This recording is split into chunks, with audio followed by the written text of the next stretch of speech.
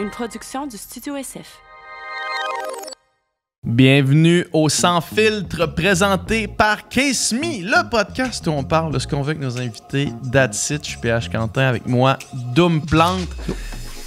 Mes cases préférés, ce sont les cases Case Me. Si vous me voyez en ce moment, là, j'ai un Case Me. Tout le monde dans mon entourage a un Case Me. Doom a un Case Me. C'est vraiment les cases ultimes. Puis on a un code promo pour vous autres qui est sans filtre pour 20% de rabais. Fait que si vous hésitiez, allez voir tout leur design complètement débile. Puis procurez-vous un case. Sinon, en fait, on loue le Studio SF ici où est-ce qu'on enregistre. Fait que si vous voulez partir votre propre podcast puis pas vous occuper, dis-je, de la technique, ben, allez voir sur notre site web studiosf.ca. Sinon, Dom, cette semaine, tous les podcasts qu'on fait, évidemment, sont bons. Il y a des podcasts qui se passent un petit quelque chose de spécial, puis c'était le cas aujourd'hui avec Vincent Vallière. Tous les podcasts qu'on fait, évidemment, sont bons. C'est sûr, ça c'est sûr. Mais aujourd'hui, on a vraiment, il y a eu une connexion, on est allé profond dans nos vies, dans les questionnements, dans les questions existentielles. C'était vraiment super. Puis bien sûr, aussi, on a parlé de musique avec Vincent. On a parlé de son nouvel album qui est excellent. Vincent Vallière, c'est un auteur-compositeur que vous connaissez, qui roule sa bosse depuis très longtemps, qui a fait des chansons qui ont marqué le Québec, puis il va continuer d'en faire. Son dernier album, comme je le disais, est vraiment super bon, ça vaut la peine de l'écouter. C'était un grand plaisir de s'entretenir avec lui, parler de musique, parler de la vie. Que demander de plus? Comme une espèce de conversation avec nous dans 10 ans, là. C'était comme un voyage dans le temps. Ouais. Vraiment. Vraiment. Fait que avant de vous laisser au podcast, on va les remercier nos commanditaires. Fait que bon podcast.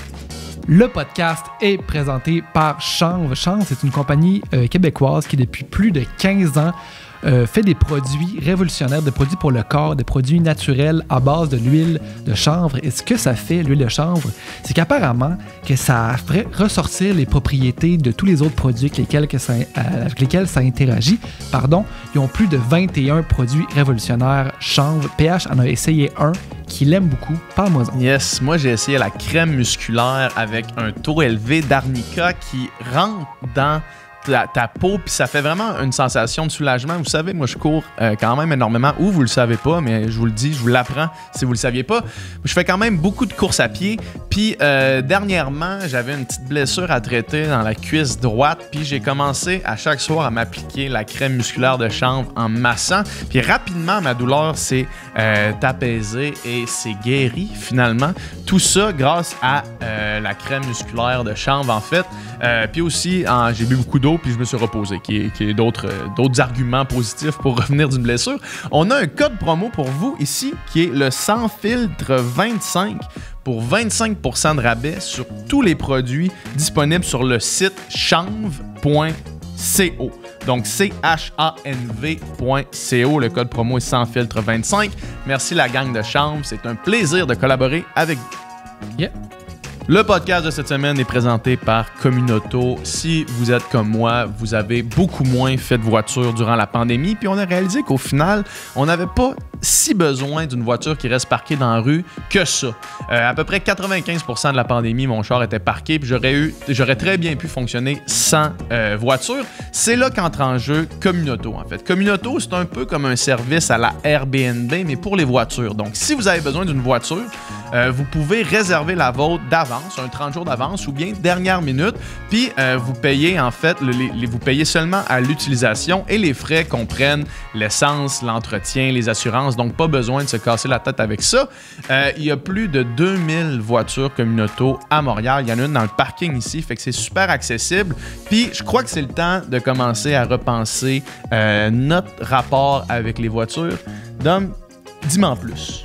Communauto, en plus, c'est une entreprise québécoise, mais c'est une entreprise qui est engagée, finalement, qui a un engagement autant social que urbanistique, que environnemental. Urbanistique parce que une ville comme Montréal ou comme Québec ou comme chaque endroit qui a de la densité, c'est pas fait pour qu'on ait toutes des autos puis qu'on soit tout ça dans nos autos. C'est impossible, ça va congestionner. L'autopartage, ça réduit une auto en autopartage, ça réduit 10 autos sur la route. Fait que ça aide vraiment pour le trafic puis pour l'urbanisation l'urbanisation des villes. Puis environnemental, parce que aussi un véhicule en autopartage, ça émet beaucoup moins de GES. Donc, ça fait une énorme différence. Si vous voulez faire une différence, c'est super bon d'encourager et d'utiliser Communauto. Yes, c'est un super partenariat en fait avec Communauto. On est vraiment content de travailler avec vous. Puis merci d'encourager le sans fil. Puis vous qui écoutez, checkez ça. Je pense que c'est le temps de commencer à avoir une petite réflexion sur ça. Yeah.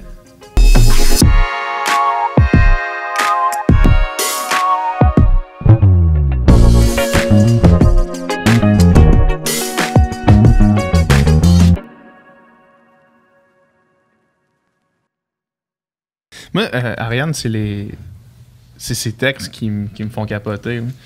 C'est genre, Chris est jeune là, pour écrire de la bombe de même. Ouais, là, c'est genre, vrai. quick. Là. C'est comme un artiste accompli là, en n'ayant pas fait grand-chose encore dans sa carrière. Là. Ouais, puis elle a une voix qui est sa voix, elle a une voix quand même singulière. Ouais. Puis moi, c'est un type de voix que j'aime beaucoup. Là. Mm-hmm. Comme pas... qui s'emporte pas pour rien. Pas trop... Qui s'emporte Ouais. pas Ouais, pour je rien. dirais ça gentiment. Exact. Puis pas trop clean, là, avec un petit, une petite imperfection, le fun. Ouais. Là, tu sais. Ouais. Mais oui, ces textes sont vraiment bons. Tu sais. Puis, tu sais, on a fait des arrangements de certaines tunes quand même assez pop, là, dans le sens pas pop radio, mais tu sais. Ouais. Puis, pour que ça reste pas cheesy. ça reste pas cheesy. non, ouais. c'est pas, mais on l'entend tout de suite que c'est pas cheesy là, Ouais. dans les premières notes, que il y a un désir d'avoir un tone, puis une signature, puis... C'est fou, ça, pareil, hein, qu'on soit capable d'entendre ça. Tu sais, mettons, on est tellement exposé à plein de musique rapidement que la seconde que tu entends quelque chose qui est pas dans le moule, tu fais comme, hein, Chris. Ouais, c'est vrai. C'est pas dans le moule, C'est ça. vrai. C'est Puis c'est un peu c'est inconscient, hein? Tu sais, c'est comme, tu t'entends quelque chose, puis c'est comme si ton corps fait, ouais. tu sais, ça... Ouais, là, il y a quelque chose. Ça l'interpelle d'une autre façon. Ouais. C'est vraiment, c'est comme si on entendait un peu l'intention derrière. Là. Tu l'entends quand quelque chose est prédestiné à avoir été écrit pour jouer à la radio, mettons, ou avoir été écrit juste par désir de créer quelque chose. Ouais. Mais ton album, je trouve que ça s'entend que c'est un album qui a été fait par une gang de tripeux de musique, là, puis vous vouliez faire la meilleure musique que vous pouviez faire. Le dernier. Le dernier. Toute beauté, ouais. Je trouve vraiment que, tu sais, ça paraît que ça n'a pas été fait, OK, là, ça nous prend des hits, puis ça Non. nous prend ça, tu sais. On n'était pas dans cette... On n'était pas pantoute dans ce minding-là, même que je suis pas sûr que c'est ça qui nous aurait le mieux servi. En fait, je suis pas mal sûr que c'est ça qui nous aurait le plus mal servi, de viser, faire des tubes, un tube après l'autre. Là. Ouais. Puis ça nous le disait pas de faire ça pantoute. Fait que c'était plus faire les meilleures chansons possibles. C'est comme faire la démarche à l'envers, j'ai l'impression de vouloir écrire des tubes, parce que quand tu dis, OK, je veux écrire un tube, c'est que tu prends pour acquis que tu sais qu'est-ce que les gens ont envie d'entendre aussi, là, puis qu'est-ce qui marche, puis tout ça, tandis qu'en réalité, on le sait pas, là, puis on peut être surpris, là, je veux dire, tu peux arriver quelque chose qui est loin d'être le tube classique, finalement ça résonne parce qu'il y a une honnêteté là-dedans. Là, ouais, c'est clair. C'est clair que je pense que c'est surtout là il y a comme un éclatement des genres, tu sais.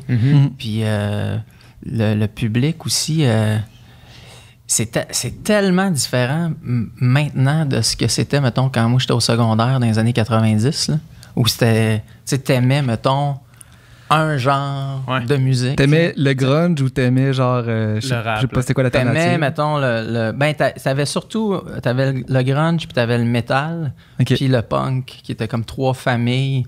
Puis t'étais comme dans une de ces gangs-là. Okay, je me rappelle même, moi et mon chum Gas, on aimait, mettons, Jean-Pierre Ferland, puis des bandes des années 70 comme Octobre, puis man, on s'en vantait tellement pas. Là. Tu gardes ça pour toi. Tu gardes ça pour toi. Vraiment. Ouais. Mais est-ce que c'est lié? J'imagine que la réponse, c'est oui, mais quelle est ta perception de ça? Est-ce que c'est lié avec le fait que maintenant, t'as vraiment accès à toute la musique que tu veux. Tu sais, dans le sens où, si, mettons, t'avais un album à acheter parce que t'avais économisé pour acheter ton album, puis là, c'est comme, OK, je vais en acheter un, tu vas pas trop... Tu prends pas la chance d'acheter un album d'un artiste que tu connais pas, qui est peut-être un peu edgy, tu prends celui-là que tu connais. Là. Tu prends celui-là que tu connais, mais il y a aussi l'élément que quand t'allais t'acheter un disque, tu sais, mettons, tu mets 15-20$, là. Ouais. C'est considérable. Moi, je me rappelle les premiers disques que j'ai achetés. Là, tu sais, j'étais au secondaire, ça me faisait un peu mal. Là. Ça fait mal. Puis quand tu choisis, puis tu t'en retournes chez vous, puis là, tu le mets, tu sais. Ben, Chris, t'as intérêt à trouver quelque chose de bon là-dessus. Là. Fait que tu vas pas fait scanner. Que même s'il était pas bon. Ah non, il y a quelque chose dans ce tune-là. Ouais. Puis, fait que c'est ça, tu vas pas comme scanner comme aujourd'hui. Je pense qu'il y a certains disques.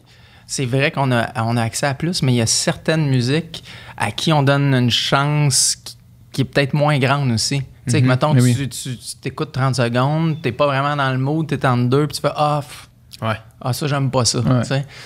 Parce que tout est là, tu sais, tout est accessible. Mais c'est sûr que pour décloisonner, comme tu dis, c'est sûr que ça a eu un effet, j'imagine, un grand effet positif. Ouais.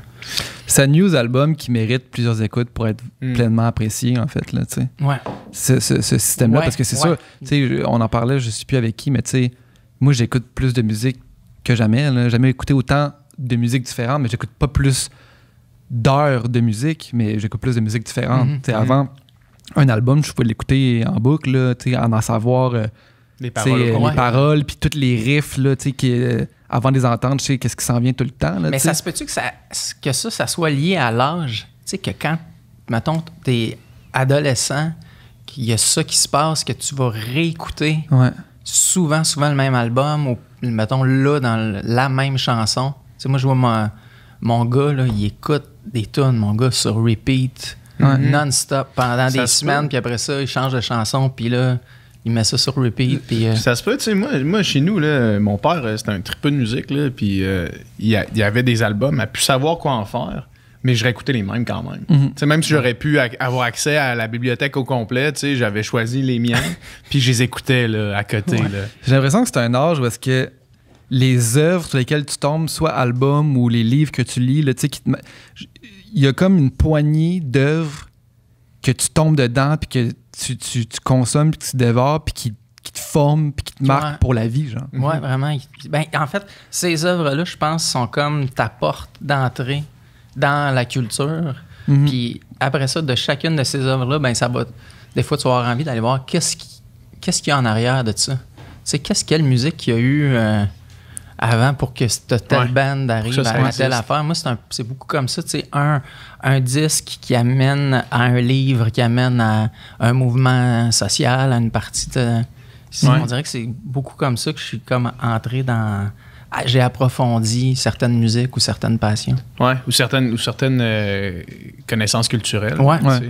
Certains désirs pour l'art en général, parce qu'au final, toutes les formes d'art sont comme liées dans les mouvements. Là, intimement liées, t'as raison. Fait que si tu tombes dans quelque chose, c'est ça, si tu tombes comme un peu dans la contre-culture, puis là, tu commences à écouter justement le grunge, mais tu commences à t'intéresser peut-être aussi au street art. Tu commences à t'intéresser à toutes ces affaires-là qui sont comme... au punk, là, tu sais, puis là, tu tombes là-dedans, puis tu fais crème, OK, il y avait quelque chose qui existait là. En littérature,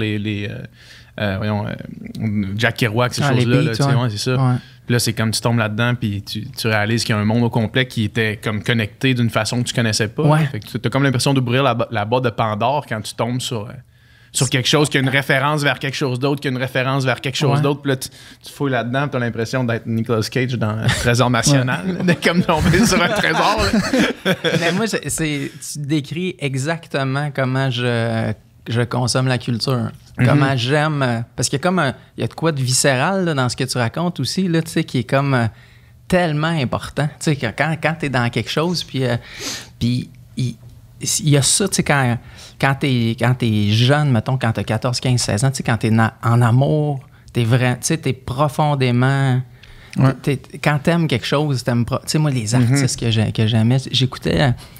Hier, en m'en venant, j'écoutais l'entrevue que vous avez faite avec Daniel Bélanger, qui est vraiment Superbe, merci pour ça d'ailleurs. C'était vraiment.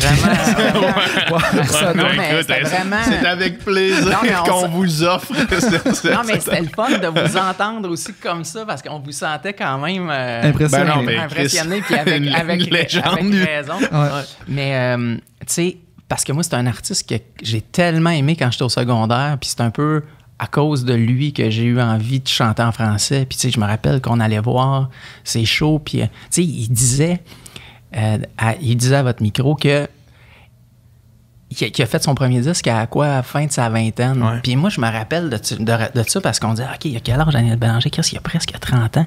Il me semble qu'il est vieux. Tu sais, parce que j'avais comme besoin que mon idole aussi soit de mon âge. Puis évidemment, on y pardonnait tout de toute façon, là, qu'il peut avoir l'âge qu'il avait, mais... On glorifie souvent là, les prodiges là, à 17 ans, à 22 ans, il a fait ça. Mais non, lui, c'est comme à 30 ans, il a sorti son premier album, ça a marché, puis il a une belle carrière. Ouais, puis en fait, il est arrivé avec un premier disque où il n'y avait pas... en fait, il avait fait, j'imagine, plusieurs essais, erreurs avant. Je pense qu'il y a eu un band aussi, je me souviens plus du nom. Humphrey Salad, avant, dans les années 80. Ouais. Mais donc, fait que ça, c'est un peu l'avantage aussi de breaker plus tard dans ton cheminement. Qui n'est pas nécessairement... qui n'est pas mon cas à moi. Là. Fait qu'il faut que tu vives des fois avec des disques et des chansons que tu as déjà qui sont plus nécessairement toi au moment. Qui sont moins toi puis qui sont peut-être moins d'intérêt...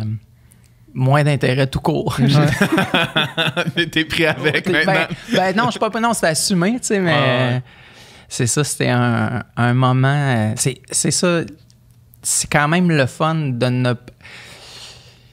Faire tes classes devant tout le monde, ça a des effets positifs et négatifs, mais j'ai eu la chance de transcender ça parce que j'ai un producteur qui a été patient avec moi, ce qui est peut-être rendu plus rare aujourd'hui, qui était déjà rare à l'époque. Mais non, j'ai eu cette chance-là d'avoir des gens patients qui m'ont permis justement de tomber, puis de me relever, puis de retomber encore, puis d'apprendre ce métier-là. Tu joues-tu encore des tunes, mettons, de tes 2 premiers albums en show? Non. J'en joue... j'ai été invité sur une émission de télé dernièrement où il me demandait de jouer Tiggy qui se détruit, puis je suis allé parce que, tu sais, dans le fond, je suis capable de... Je le fais avec plaisir, puis tout ça, mais Tiggy qui se détruit, qui était comme mon 2e single quand j'ai eu 20 ans. Mais sinon... Les gens me demandent pas non plus. Non. Mais au moins, ce qui est cool, c'est que t'as pas piqué genre aux 2 premiers albums. Tu sais, il y en a que ça fait ça, là. Tu sais, c'est comme, ils font une grosse affaire, puis après ça, c'est comme juste, mais peux-tu jouer les tunes, tu sais, tes tunes tout le temps? C'est vraiment... Ouais, vraiment, ça doit être difficile, ça, de... Ça a plus commencé, moi, 3e, 4e, puis ça a pris son envol. Fait que... c'est ça, t'as raison, mais peut être un cadeau un peu empoisonné que les tubes, les grosses tunes de ton cheminement, quand tu les as écrites, mettons, quand t'avais 20 ans, c'est pas idéal nécessairement quand t'es rendu à 35, 40, d'avoir à... dépendamment c'est quoi le répertoire aussi, tu sais, mettons, quand même, Michel Rivard, il a écrit Le Phoque en Alaska à 19 ans, il aurait pu être plus mal pris que ça, mais sinon, c'est le meilleur arrive... moi, je pense qu'elle arrive un peu plus tard. Puis là, tu passes une carrière à comme... T'es questionné sur est-ce que là, j'essaie de refaire ça ou il faut que j'aille dans une nouvelle direction, mais là, le monde ne suivra peut-être pas dans ma nouvelle direction. Daniel Bélanger qui nous disait le monde n'arrête pas de me demander rêver mieux de 2, c'est pour quand? Rêver mieux de 2, arrêtez. Là. Genre, moi, je fais vraiment ce que je veux faire. Là. Laissez-moi faire rêver mieux de 2. Là. Des fois, les gens, tu fais un album qui va marquer quelqu'un quelque part dans un moment précis de sa vie, puis il va vivre une relation vraiment forte avec ta musique dans un temps donné. Comme artiste, il faut que tu acceptes que probablement que tu n'accoteras jamais ça aux yeux de cette personne-là. Aux yeux de cette personne-là. Ou peut-être que ça va subvenir 10 ans plus tard. Tu sais, mais ça se peut que ça fasse pas ça à chaque projet. Puis c'est tout à fait normal. Puis même si tu le refais, je veux dire, le moment, le X où est-ce que la personne a reçu ce que tu as fait à ce moment-là, puis que ça l'a marqué, puis ça a marqué, mettons, une génération. Tu sais, mettons, sais, mettons Metallica, là. Uh-huh. Tu sais, Fais attention à ce que tu dis. Metallica, mettons, au fil du temps, se réinvente, puis là, elle arrive avec un nouveau son à un moment donné, là, tu sais, dans les années 90-2000, tu sais. Puis là, à un moment donné, c'est les fans, c'est tout le temps, non, on veut la Ride the Lightning encore. Là, on veut ça tout le temps. Ils sont rendus, mettons, à l'album noir, puis il y a un autre. Mais il y a un autre son, mais tu sais, même là, après, plus quand tard, ils sont. même plus tard, quand après, là, tu sais, mettons, Saint Anger, puis tout ça, ils sont rendus complètement ailleurs, puis là, le monde, c'est comme, c'est pas bon, on veut la nouvelle affaire. Ouais. Puis là, mettons, ils font Death Magnetic, là, tu sais, qui est un peu une copie des vieux albums, mais tu sais, ce moment-là. Oui, mais en même temps, cet album-là, veux-tu marquer comme les autres ont marqué? Non, là, parce que c'était à ce moment-là qu'il fallait que ça se passe. Exactement. Puis tu sais, on parlait de la musique dans leur contexte aussi. Metallica qui arrive avec Kill 'Em All, leur premier album, une révolution, là. C'est comme, qu'est-ce que c'est ça? Kill 'Em All aujourd'hui. Mais tu refais ça, je veux dire, là, on a déjà entendu ça, tu sais. Fait que c'est vraiment une question de quand, tu sais, puis de... Mais c'est ça, mais comme tu disais, PH, c'est cet élément-là que c'est comme aussi la musique vient, le tone, le propos vient avec une époque. Ouais, exact. Puis tu peux pas toujours tu peux pas expliquer, mais c'est sûr que quand tu essaies de recréer quelque chose comme ça, c'est sûr que c'est une erreur. C'est sûr. Ben, pour moi, dans ma perception des choses, essayer de recréer un moment que tu as fait vivre à des gens il y a 10 ans, 15 ans ou 20 ans. Ouais. Tu peux juste regarder en avant, mais tu peux pas essayer d'être ce que tu as été. Mais de toute façon, là, je vois personnellement aucun intérêt non plus. Ouais, c'est ça. Parce que même en termes de... Mais en fait, c'est ça, c'est deux visions différentes de l'art. Tu sais, tu peux avoir la vision d'art comme travail puis façon de gagner ta vie, où est-ce que tu veux mettre le plus de chances de ton bord en recréant quelque chose qui est une valeur sûre, ou d'art qui va te nourrir puis qui va te permettre de cheminer en tant qu'artiste, j'imagine, là, tu sais. Parce que, mettons, justement, ton dernier album, moi, j'ai pas été le plus grand... amateur ou consommateur de ton art au fil du temps, mais le dernier, il a vraiment frappé à une place qui est unique, mettons, là, pour moi dans ma consommation de culture québécoise. Puis, merci. Ben, ça fait plaisir. On en reparlera en long et en large un petit peu plus tard. Là. Mais ça, j'ai l'impression que c'est pas un désir de refaire « on va s'aimer encore », tu sais. Tu comprends? C'est le cheminement de toi, de devenir, de faire quelque chose d'autre, de t'accomplir en tant qu'artiste, puis comme de fait, ça fait de quoi d'autre dans un contexte qui est plus... dans un contexte social, comme on parlait, là, tu sais, la pandémie, le doute, l'incertitude, tout ça, ça fit ensemble, puis ça marche, tu sais, fait que c'est pas une tentative de refaire quelque chose, là, tu sais. Qui est un blue card que tu aurais pu réutiliser, là. Si tu aurais voulu refaire des On va s'aimer encore, tu n'aurais pas en refaire, sûrement. Écoute, si j'ai même pas... tu sais, c'est comme ça, c'est arrivé... je l'ai pas vraiment cherché, là. Ouais. On va s'aimer encore, tu parles? Tu sais, j'ai pas cherché. Ouais, mais une fois que tu l'as fait, tu te dis, OK, c'est comme ça, tu sais un peu quel genre de... Ouais, mais... on dirait que je pouvais faire ça une fois, puis... Le faire plusieurs fois, ça aurait pu tomber dans la...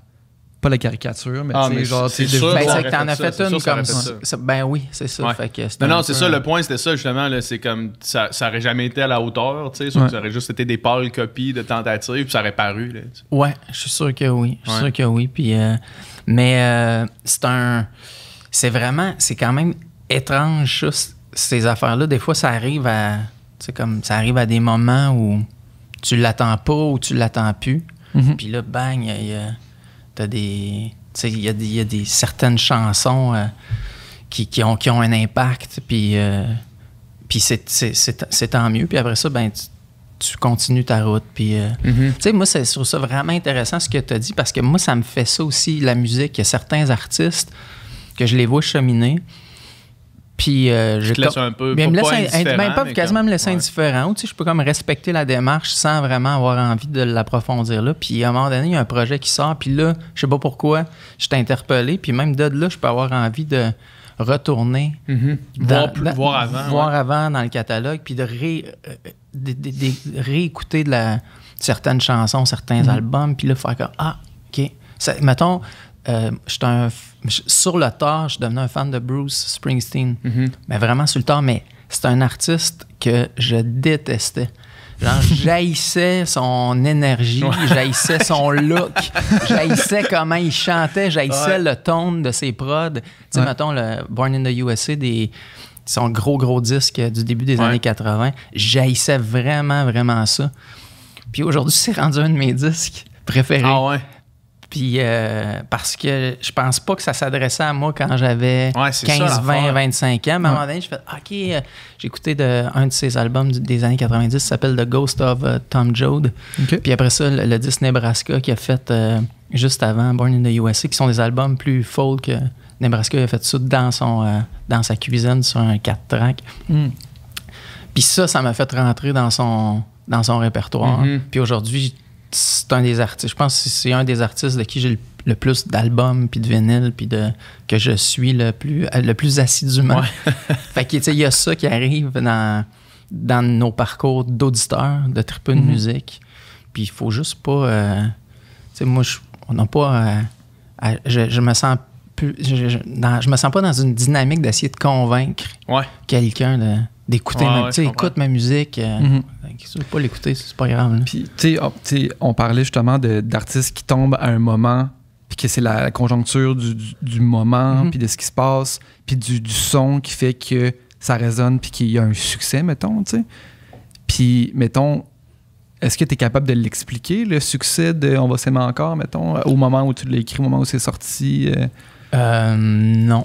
Je pourrais pas l'expliquer pourquoi c'est arrivé, d'autant plus que nos références, tu sais, c'est une chanson qui dure quand même 4 minutes 20 ou 4 minutes 30, comme relativement longue pour jouer à la radio, assez linéaire.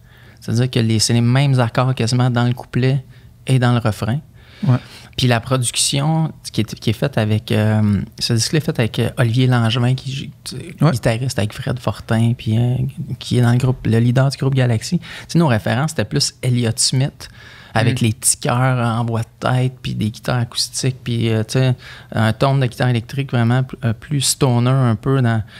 Fait que c'était pas nécessairement des références de musique commerciale que tout le monde écoute. Mais en même temps, moi, quand je l'ai faite, la chanson, j'étais dans un moment précis ça définissait ou j'ai mis comme le doigt sur quelque chose par rapport à ma vie personnelle. La toune, on l'a mis sur le disque, puis après ça, c'est devenu ce que c'est devenu, mais tu sais, quand on l'a fait... mais je chantais que j'avais une bonne toune. Tu sais, je me disais, j'ai une bonne chanson qui, moi, me touche, mais de là à penser que ça peut toucher beaucoup, beaucoup de gens, c'était vraiment pas dans le mythe, là. Ouais, parce que quand tu penses justement quand tu penses à Elliott Smith, tu penses à des affaires qui... Si Elliott Smith te touche, il te touche fort en sacrement, mais il n'a pas touché tant de monde fort en sacrement. C'est exactement, tu sais, qui est comme une sorte de musique pré-indie, là, tu sais, où... Ouais, c'est comme un genre de cercle restreint qui ont vraiment été touchés par ça, puis qui en ont écouté à côté, là. C'est très lo-fi, très autoproduit, puis... fait que c'était vraiment ça, mais comme qui n'est pas une référence nécessairement très grand public, que tout le monde connaît, puis... Puis de faire une toune de même, est-ce que c'est juste du positif, ou à un moment donné, ça crée un genre de... Ça crée des attentes, ou ça crée des genres... Faut absolument t'as joué en show, ou ça crée des... Quand est-ce que tu vas refaire une toune de même? Est-ce que ça vient avec aussi une espèce de... Ben pour certaines personnes, Vincent Vallière, c'est ça, tu sais, ou... Est-ce que ça amène ça, ou toi, c'est juste cool ce que ça a amené, cette chanson-là? Ben, tu sais, avec le recul...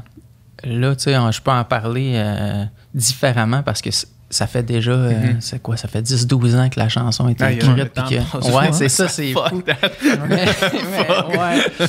Puis, moi, là, avant cette chanson-là, si on se reporte dans l'histoire, là, le disque, c'est sur l'album Le Monde tourne fort, ce disque-là qui est paru en 2009. Fait que mes 2 disques précédents m'avaient permis de trouver un public, mais quand même... assez grand, mais pas de là à ce que je sortais de chez nous puis j'étais relativement inconnu. Mais fait que j'ai fait ma vingtaine à jouer dans des parties universitaires, des parties de cégep, puis après ça, des petites salles de spectacle. Puis ça a vraiment grandi on a vraiment forgé comme ça avec mon band. C'est très old school dans le sens que tu vas dans une ville, tu vas dans une autre ville, tu retournes dans une ville, puis à un moment donné, les gens se mettent à chanter les chansons, puis c'est comme forger une personnalité de band. Puis Mais quand ça, c'est arrivé en 2009, mon disque d'avant, je n'avais toujours pas, je pense, comme proche 40 000.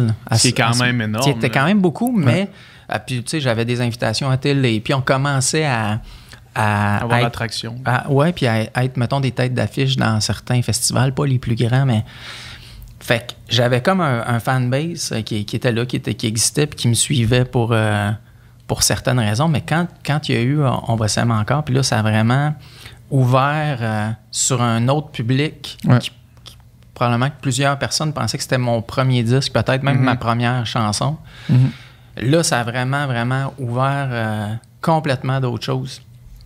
Puis je pense qu'il y a une partie du public qui a pas, de mon public, mettons mon public des années 2000, qui n'avait pas tant envie de se retrouver dans un centre culturel un mercredi avec des madames qui ont acheté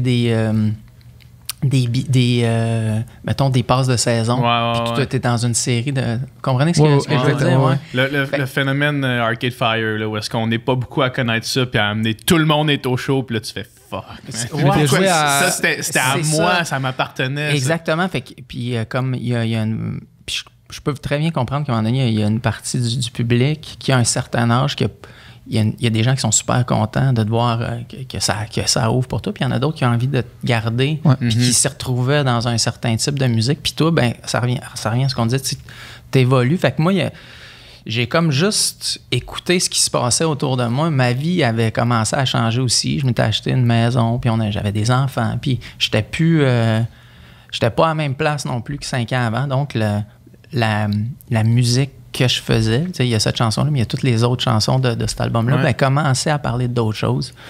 Puis je pense que c'est tout à fait la suite logique. La suite logique, sauf que moi, ça, à l'intérieur, c'est un long détour pour dire qu'à l'intérieur de moi, quand même, il a fallu que je fasse une sorte de... C'était comme le deuil de ma vingtaine aussi. Ouais. Tu vois ce que je veux dire? De cette vie-là de rock'n'roll avec mon band, avec pas d'attache, pas vraiment de... Les attentes, c'est celles que nous, on cultivait. Ouais.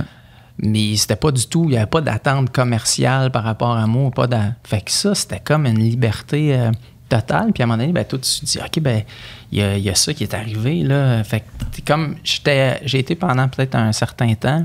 Là, je m'en rends compte après, là, un peu peut-être en réaction par rapport à ça, à dire qu'est-ce que je suis quoi, moi, là-dedans? Là? Qu'est-ce que je suis en train de devenir? Je deviens-tu ce que je veux devenir? Puis en même temps, je me trouve hyper chanceux d'avoir vécu ça. Il n'y a pas beaucoup d'artistes qui vont vivre ce que là, je sais, là, de vivre un très, très grand succès de masse comme ça. Je suis quand même content. Ben, pas quand même, je suis très content d'avoir vécu ça. Puis je suis content d'avoir touché beaucoup de gens avec ma musique. Puis une fois qu'on s'est dit tout ça, ben là, rendu 10-12 ans plus tard, quand je fais le dernier disque, là, je suis complètement ailleurs. Très content de chanter cette chanson-là tous les soirs, tu sais. Puis avec beaucoup, beaucoup de plaisir. Mais en même temps, en sachant que ma musique continue d'avancer. Donc, je sens que j'ai survécu à ça. Non, mais ça aurait pu me tuer en même temps. Ben, il y en a sûrement ça aurait pu tuer ma carrière. Ouais. On voit des exemples de ça, là, de gens qui sont pas plus capables de vivre avec ça ou de live up c'est surtout, les attentes. Je pense par contre que, tu sais, comme on disait tantôt, si ça t'arrive à ton premier disque à 22 ans, t'es peut-être moins armé. Ouais. Pour faire face à tout ça. C'est quoi? C'est quand t'as pas fait assez de gigs brunes, qu'on te demande de faire des gigs dorés, c'est plus compliqué quand t'es pas armé. Là. Ouais. Mais comme tu dis, c'est assez exceptionnel. Tu sais, il y a vraiment peu de personnes qui peuvent se vanter d'avoir écrit une toune. Tu sais, c'est une toune marquante de la culture québécoise, là, cette chanson-là. Là. Pour toujours. Clairement. Le temps le dira, je sais pas, parce que c'est sûr que ça évolue. Puis, mais là, c'est vrai qu'elle a, je me rends bien compte qu'elle a encore un impact. Je pense que oui. Dans la culture, la chanson. Je pense qu'il y a personne, mettons, personne qui parle, que sa langue maternelle, c'est le français, mettons, au Québec, qui est dans un centre d'achat, qui est pas capable de fredonner l'air s'il l'entend jouer, tu sais. Mais ça, c'est propre à une poignée de chansons là, au Québec. Puis, tu sais, j'étais dans une école primaire. Il y a un de mes chums qui enseigne au primaire, puis je m'en vais dans sa classe des élèves de 6e année. Donc, ils ont 12 ans. Ils ont l'âge de On va s'aimer encore. Mm-hmm. Fait que, puis ils me disent, tu sais, moi, ma mère. La chanson, excuse-moi, ça a pris un certain temps. Ouais. Puis, fait qu'ils me disent, tu sais, moi, ma mère, quand j'étais petit, elle me berçait, puis elle me chantait On va s'aimer encore. Fait qu'ils ont c'est vraiment fort pour eux autres. Tu sais, quand je leur fais la toune en classe, puis moi, ça me touche pareil, ce rapport-là, comme qui est établi c'est des enfants, là. Tu sais, ils sont nés quand la chanson exact. C'est mon sèche tes pleurs, là. C'est vrai de ça. Mais c'est la preuve que, tu sais, il y a une nouvelle génération qui arrive puis ils connaissent la toune. Tu sais, ça veut dire qu'elle transcende. C'est pas comme pas comme être écouté là puis après ça. Tu sais, quelqu'un une nouvelle batch qui arrive, on l'a oublié. Là, c'est vraiment comme, il y a un renouveau. Là. C'est vraiment le plus grand défi, tu sais, ce dont tu parles. Là, ce que, mettons, le Loup a réussi à faire, Bélanger, ce que les Cowboys fringants là, réussissent à faire. Moi, j'appelle ça faire le tour de l'horloge, là, ça veut dire, tu sais, Plume la Traverse a fait ça. Peu d'artistes, beaucoup d'appelés, mais peu d'élus, qui comme aller...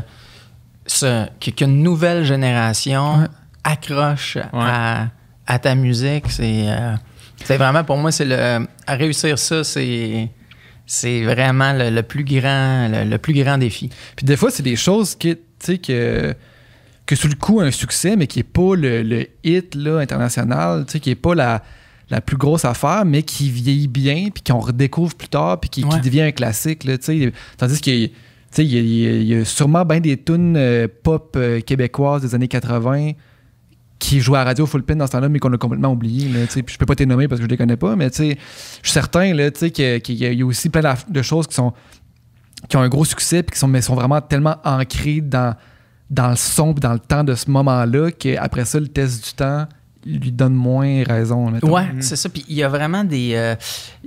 Il y a des allers-retours, je trouve, aussi, par rapport à ça. Je m'explique, j'écoutais la télé-série, je pense que c'est Netflix qui produit ça, Sex Education, avez-vous vu ça? Oui, je l'ai vu, il y a des bandes là-dedans qui jouent, entre autres, la musique du groupe The Smiths, qui est un groupe des années 80, qu'on n'a pas entendu parler de ce band-là pendant 10-15 ans. Quand le band est mort un peu... puis après ça, la musique grunge est arrivée. Puis ce son-là est devenu vraiment complètement obsolète dans la culture. Puis là, au travers d'une nouvelle génération qui voit des références à des sons qu'ils aiment, mais là, bang, man, la musique revient avec associé à des images, puis donc à la culture actuelle. Ouais. Puis ça fait revivre le band un moment où tu te fais comme... Tu sais, des fois, tu donnes pas cher de la peau d'un certain type de musique. Fait qu'il faut vraiment... On sait pas, en fait... Mais il y a vraiment ça, il y a vraiment des phases là-dedans. Puis, tu sais, ça me fait presque rire des fois de voir ça, à quel point, mettons... tu sais, je sais pas, là, mettons, ce temps-ci... mettons, je sais pas, le prog, c'est peut-être pas la musique... chez les geeks, la musique, c'est comme... ou tu sais, comme quand t'entends ce qui sort, pas grand influence prog, là, tu sais, mettons, dans le paysage. Non. Mais tu sais, ça mais tu sais, peut-être que dans 10 ans, c'est qu'il va y avoir une grosse phase prog, là, puis on va retomber dans Genesis, puis dans Yes, puis là, on va capoter là-dessus, puis là, on va l'entendre ça un peu plus dans la nouvelle musique qui se fait. Puis genre... Ça, des fois, les sons des années 80 reviennent full à la mode, des fois moins. Fait que puis, c'est toujours comme en opposition parce que tu regardes, mettons, les grandes années de Pink Floyd ou les longues, très longues chansons de Led Zeppelin au milieu des années 70. Ouais. Puis après ça, des bandes pré-punk, un peu comme, mettons, Tom Petty and the Heartbreakers. C'est que quand ils sont arrivés, eux autres, ils étaient juste... Ils faisaient des tunes de 2 minutes et demie, 3 minutes qui arrivaient dans un où ils arrivaient au refrain rapidement parce qu'ils étaient écœurés d'entendre des tunes de 12 minutes avant qu'il se passe de quoi. Puis c'est ça, donc ça a comme créé ces productions-là vraiment très, très, très élaborées avec des longs build-up.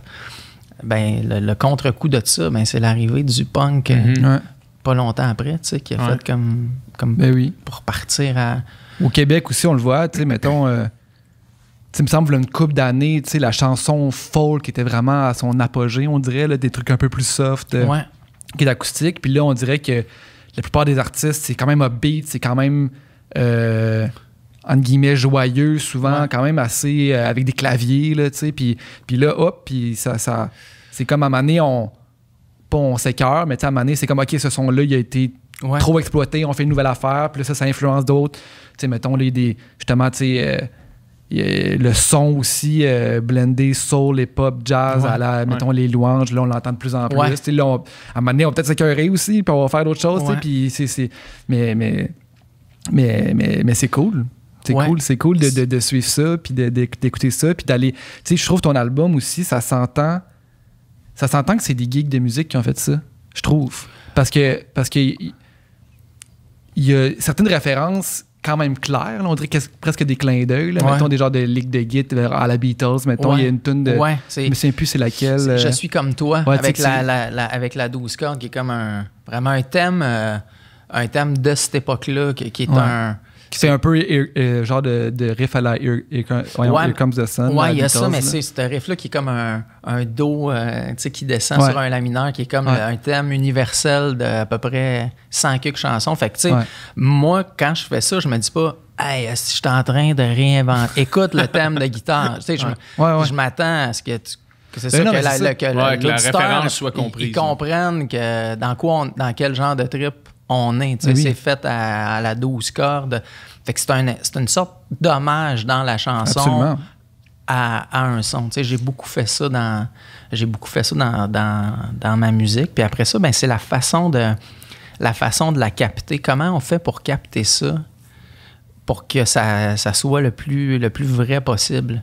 Fait que on a beaucoup travaillé là-dessus. Oui. Mais tu sais, il y a personne qui réinvente la musique au complet, là. Dans le sens que, tu sais, il y a tellement de musique qui a été faite. Là, je pense que c'est où tu vas puiser tes inspirations, puis quel mélange tu fais, puis de quoi tu t'inspires. Puis là, ça crée, ce métissage-là crée quelque chose de nouveau. Mais tu sais, à moins de faire de la musique contemporaine, expérimentale, je veux dire, ce que tu fais a déjà été fait d'une certaine manière. Il faut juste trouver une nouvelle twist, une nouvelle manière. Puis c'est ça le trip, ça qui est le fun. C'est OK, qu'est-ce qu'on va écouter, dans quel trip, quel son, quelle référence on va aller chercher. Tu sais, quand tu comprends ce que tu expliques, puis que tu l'acceptes, ça donne une liberté vraiment très, très grande au niveau de la création. Tu sais, quand tu comprends que probablement que c'est pas... Je me dis, probablement que c'est pas moi qui va réinventer la roue, là. On part de l'idée que c'est pas ça qui va se passer. Mais, tu sais, quand j'ai commencé, là, la culture était tellement pas ce qu'elle est aujourd'hui. Tu sais, les références étaient pas du tout les mêmes. Le son non plus. Aujourd'hui, là, on le voit, la nouvelle génération, la plupart des jeunes qui font de la musique, ils jouent pas de guitare. Ils jouent d'aucun instrument. Ils jouent du laptop, mais ils en jouent vraiment bien. Puis ils en ont fait un outil créatif vraiment intéressant. Tu sais, ce qui se passe dans la culture, je trouve ça vraiment, vraiment intéressant. Mais ça fait en sorte, comme tu l'as dit, que l'école d'où je viens, ben ce n'est plus... Tu sais, comme moi, dans les années 90, c'était ça qui se passait. Tu jouais de la guitare, tu t'appelais, tu gardais potentiellement ton nom, puis tu grandissais là-dedans. C'était ça la culture. Puis là, ben, ça a implosé, puis c'est devenu d'autres choses. C'est devenu, mettons, pour un artiste comme... les nouveaux, mettons, Gab Bouchard, qui est vraiment plus dans une tradition plus proche de chansons francophones, rock. Là, de rock, exactement. Mais ça fait plus légion, là, ça. Là. Il n'y en a plus tant que ça, des comme ça. Ça va revenir. Tu sais, il y en a toujours. Mais c'est devenu... c'est ça qui est un peu devenu minoritaire. Puis c'est bien correct aussi. Tu sais, la chanson de guitare a tellement pris de place dans la chanson québécoise que c'est bien normal qu'à un moment donné, ce soit plus ça le son mainstream, que ce soit d'autres choses, puis qu'il y ait des artistes qui connaissent du succès grand public, qui viennent pas du tout de cette tradition-là. Leur musique s'inscrit dans d'autres choses, dans d'autres références. Puis moi, je trouve ça tout à fait sain pour une culture que ce soit ça qui se passe. Puis ça fait... C'est le balancier, à un moment donné, ça s'en va, puis ça revient. Ouais. Puis c'est Non, parfait. c'est clair, il y a beaucoup plus de gars de la génération Aga Bouchard qui rappent que de gars qui font du rock, là, mettons. Là, c'est ça. Puis ça nous fait écouter, tu sais, on en parlait, mettons, récemment avec le journaliste là, Simon Coutu qui est venu sur le podcast, puis qui est un gros amateur de rap. Tu sais, mettons, la réalité que les gars de rap, de street rap montréalais, mettons, ce qu'ils parlent dans ces tunes, c'est une réalité d'un nouveau Québec. Tu sais, mettons, moi, ayant 30 ans puis ayant grandi à la ville de Québec, je connais pas, mais qui existe, tu sais, puis que maintenant, il y a des gens qui... Tu sais, comme toi, dans tes tunes, tu parles de ce que tu connais de ta réalité. Là, il y a comme un nouveau... on a accès à un nouveau Québec aussi à travers cette musique-là. Là, tu sais, ce qui est cool. Clair. Ouais. C'est clair parce que c'est vraiment... tu sais, je pense à... la chanson La Somme là, que sur ton dernier album, tu sais, c'est des souvenirs qui sont liés quand même au... évidemment, t'es plus vieux que moi, fait que les souvenirs sont pas exactement les mêmes, mais l'idée est liée un peu au Québec que je connais, là, tu sais.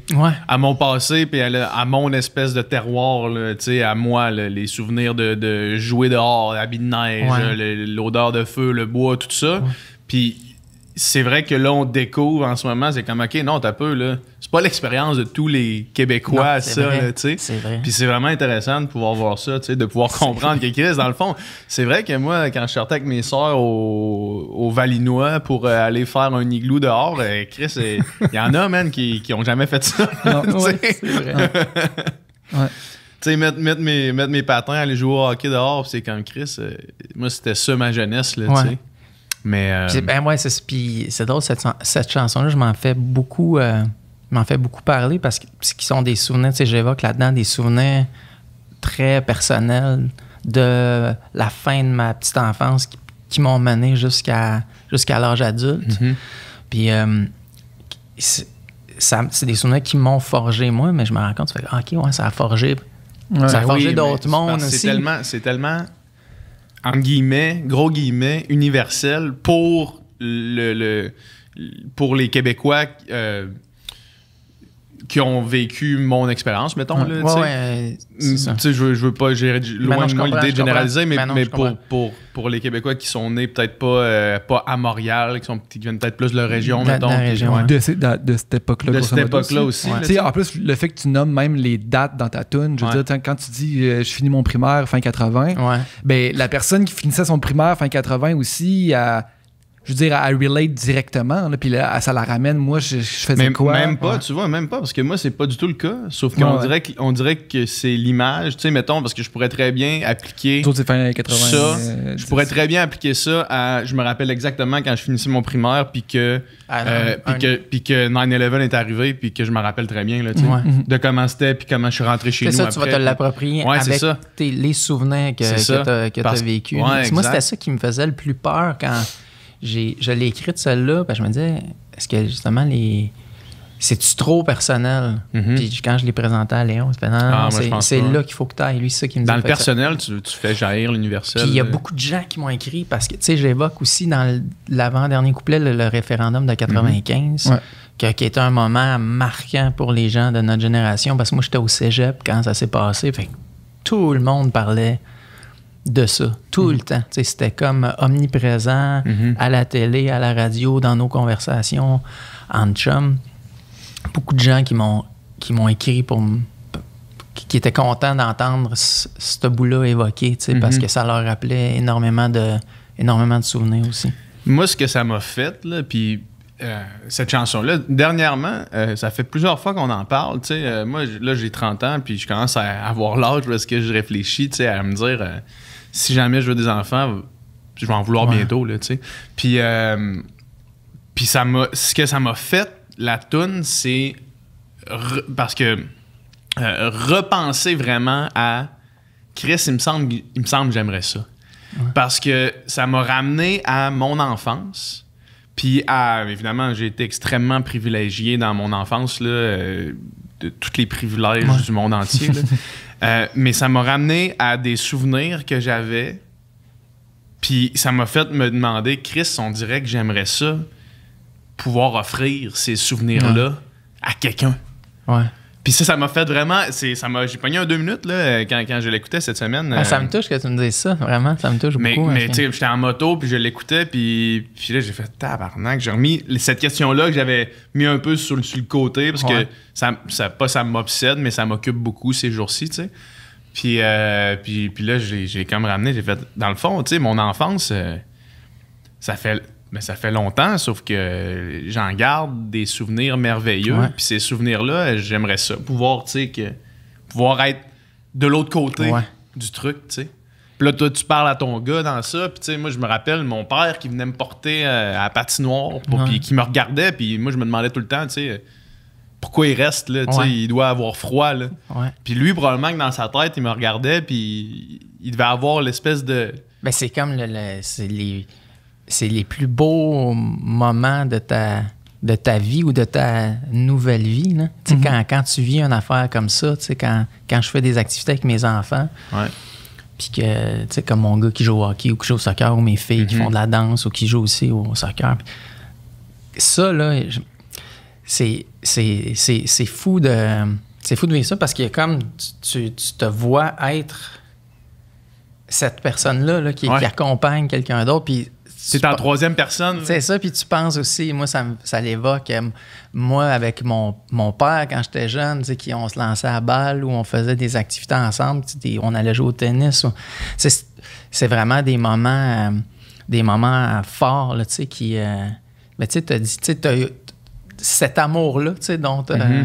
Que moi aussi, j'ai eu la chance de vivre, tu sais, ouais, c'est ça, de grandir dans une famille aimante qui te donne, en fait, juste confiance en tes moyens puis en tes capacités. Puis, mais c'est drôle parce que c'est ça, je vous écoutais parce que je savais qu'on allait se voir. Fait que, j'avais vraiment envie d'en connaître plus sur vous autres. Puis, tu sais, je savais à peu près l'âge que vous aviez. Puis, tu sais, ce que tu dis là, pour moi, c'est très proche de ce dont je parlais tantôt par rapport à On va s'aimer encore. Tu sais, la fin de la vingtaine, le début de la trentaine, puis tu sais, tout ce que tu as fait, c'est comme là, votre podcast, tu sais, tu sais, c'est rendu quasiment mainstream. Là. Tu comprends? Tu sais, au début, tu commences dans ta cuisine, puis à un moment donné, ben, ça devient, c'est une business, puis ça devient d'autres choses, puis tu évolues, puis tu regardes ça 2-3 ans plus tard, tu fais comme « fuck, man ».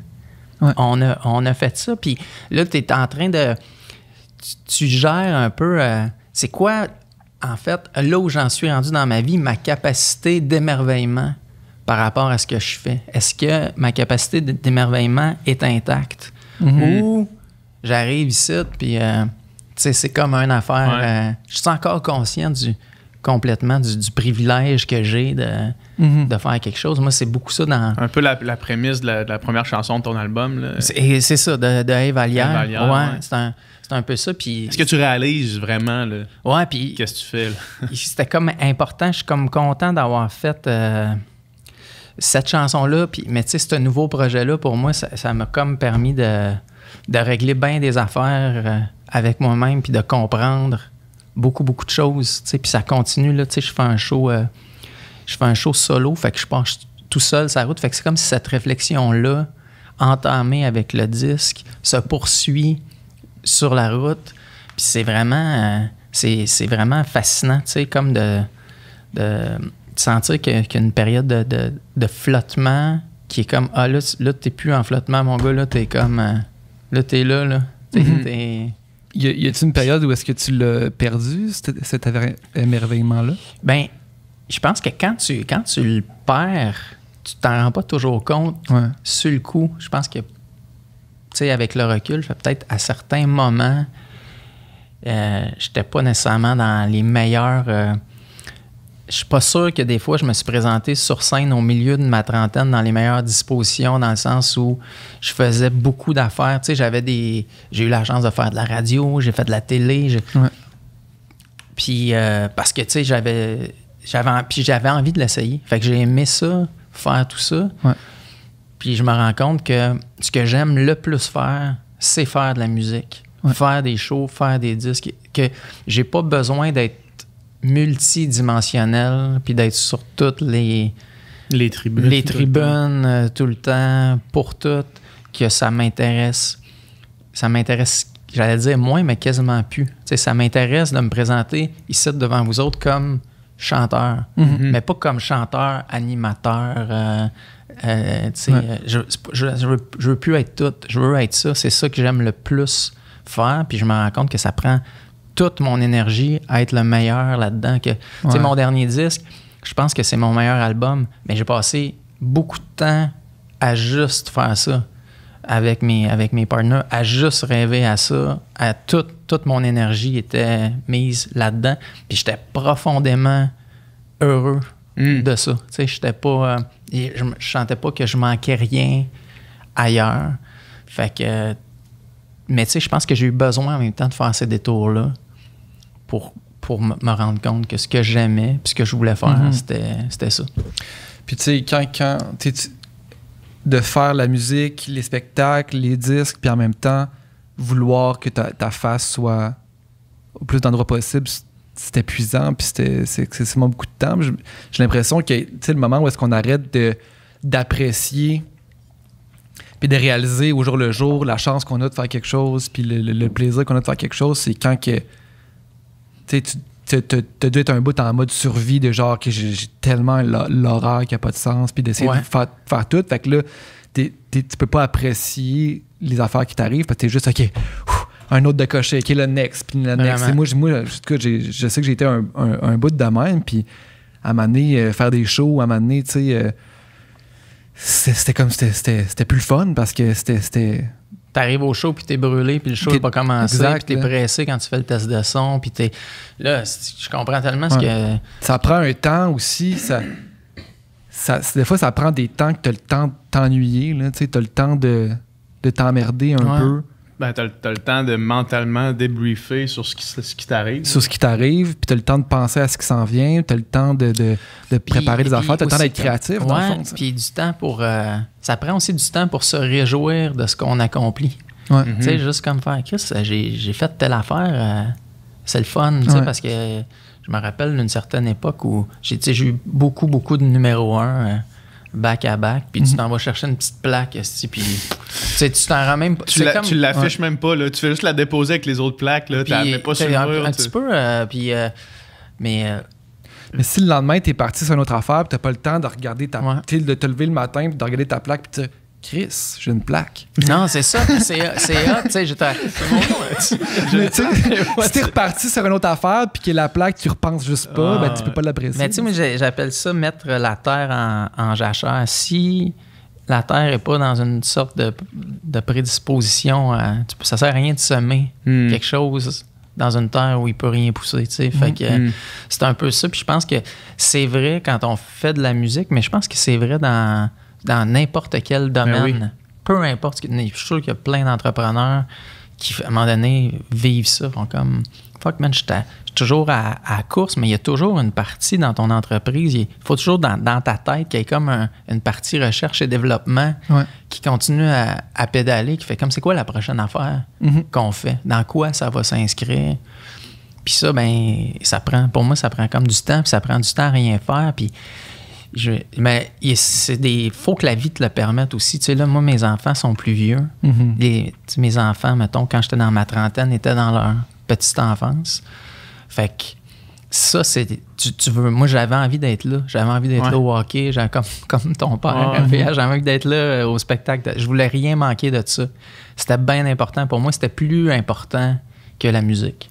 Fait que ça, c'était pas un... C'était pas un sacrifice. C'était pas un sacrifice. C'était plus un sacrifice d'aller faire un show en sachant que je manquais la fête ou une finale ou quelque chose. Là, tranquillement pas vite, c'est comme une autre porte. C'est un autre chapitre, on dirait, là, qui s'ouvre mon rapport avec mes enfants. Là, sont beaucoup plus indépendants. Et donc, ça me donne... mettons, un nouvel... plus de temps. Du temps que j'avais moins avant. Fait que là, la vie, on dirait qu'il y a comme un autre... c'est comme si... c'est ça. C'est vraiment un autre chapitre. Puis c'est quoi qui va s'écrire dans ce chapitre-là. Tu sais, ça m'intrigue. Tu sais, j'ai hâte de voir ce qui va arriver. Il y a l'idée... c'est super intéressant, puis c'est des questions qui m'habitent aussi, là, tu sais, toutes ces idées-là de comme du temps, puis de... Moi, c'est surtout la question de quand est-ce que c'est assez. Tu sais, parce que tu le disais, si, tu sais, probablement que pour ta carrière, puis le succès de ta musique ou ce que tu fais, d'être sur toutes les tribunes, c'est positif, là, tu sais. Ou est-ce que là, il y a plus de monde qui vont te connaître, il y a plus de monde qui vont écouter ta musique, il y a plus de monde qui vont... Puis là, c'est comme un effet un peu à l'infini, là, tu sais. Puis, mettons... T'en as jamais assez de ça. C'est ça. Mettons, moi, dans mon cas, en entrepreneuriat, mettons, c'est que c'est... Tu sais, on pense tout le temps, c'est quoi qu'on fait, là? Puis là, OK, on go. Puis c'est quand est-ce que c'est assez? Puis je pense qu'il faudrait, du moins, je veux pas généraliser, mais le faire pour moi, de normaliser le fait de dire, OK, assez. C'est ça. Genre, ça, c'est assez. Pour maintenant, j'ai plus besoin de grossir, de croître, d'en faire plus, d'avoir plus de succès, plus d'argent, plus. C'est assez. Ouais. Puis qu'est-ce que tu fais avec ça? C'est surtout ça. Moi, c'est ça que j'aime. Tu sais, quand je regardais mettons vos épisodes, les sujets auxquels que vous abordez, là, il y en a un dernièrement sur le conflit israélo-palestinien. Vraiment, man, c'est comme... Merci pour ça. Tu sais, moi, je trouve ça très hot, mais je présume que pour vous autres, c'est un peu moi, là, comme consommateur, moi, j'ai l'âge que j'ai. Fait que je suis vraiment content parce que les questions que vous posez, je me pose les mêmes questions. C'est un conflit que je comprends pas au complet. Ouais. Ça devient comme une émission de service, là. Mais je me dis, quand vous faites ça, vous devez vous dire, Chris, il y a du monde qui vont pas nous suivre. Là-dedans, peut-être. C'est une décision qu'on a prise. Mais c'est hot, ça, que vous fassiez ça, parce que comme un choix éditorial où vous vous positionnez d'une certaine façon, tu sais. Ouais. Fait que vous gagnez un public comme moi qui font OK, ces gars-là, ils m'intéressent. Tu sais, je suis comme... Mais peut-être que de l'autre bord, le risque, c'est que tu perds... On a dû perdre une couple de personnes avec ces podcasts. Mais t'évolues, tu sais. Ben oui, c'est ça. Tu chemines, t'évolues. Puis pour nous, c'est bien plus nourrissant, ça, là, tu sais. C'est comme... tu sais, c'est sûr qu'en termes de croissance de chiffres, on est bien mieux de recevoir un influenceur, là, tu sais. Ouais. Sauf que pour nous, en ce qui, tu sais, amener la croissance, c'est beau, là, on a du monde qui nous écoute. On a plein de monde qui, à chaque semaine, sont avec nous autres. Fait qu'on va amener ce monde-là où est-ce qu'on veut aller dans des choses qui nous nourrissent, puis en espérant que ça nourrisse les gens aussi. Tu sais, je veux dire, mettons juste... Ben, c'est sûr que c'est aussi par le fait qu'on est qui on est, là, mais tu sais, la conversation qu'on a en ce moment... je trouve que c'est quand même une conversation qui est ultra humaine puis ultra intéressante pour quelqu'un qui en a rien à calisser de ton nom ou du fait que tu fais de la musique. Tu sais, non, mais dans le sens, c'est ultra, tu sais, on parle d'enjeux qui nous touchent tous, on parle, tu sais, fait que c'est comme... C'est ça, le monde va embarquer avec nous pour des trucs qu'on aime faire, quitte à ce que ça ralentisse peut-être la croissance du truc, mais en même temps, on s'en fout, tu sais, rendu là. Puis tu sais, au final, je veux dire, si on le faisait, si les invités qu'on allait chercher, c'était que pour le chiffre ou tu sais que justement, tu sais, des personnes qui ont dit OK, on va inviter cette telle personne, avoir un gros succès, influenceur, youtubeur, X. Je veux dire, on met nos vidéos sur YouTube, c'est sûr que si on a un youtubeur, l'algorithme fait en sorte que ça fonctionne plus.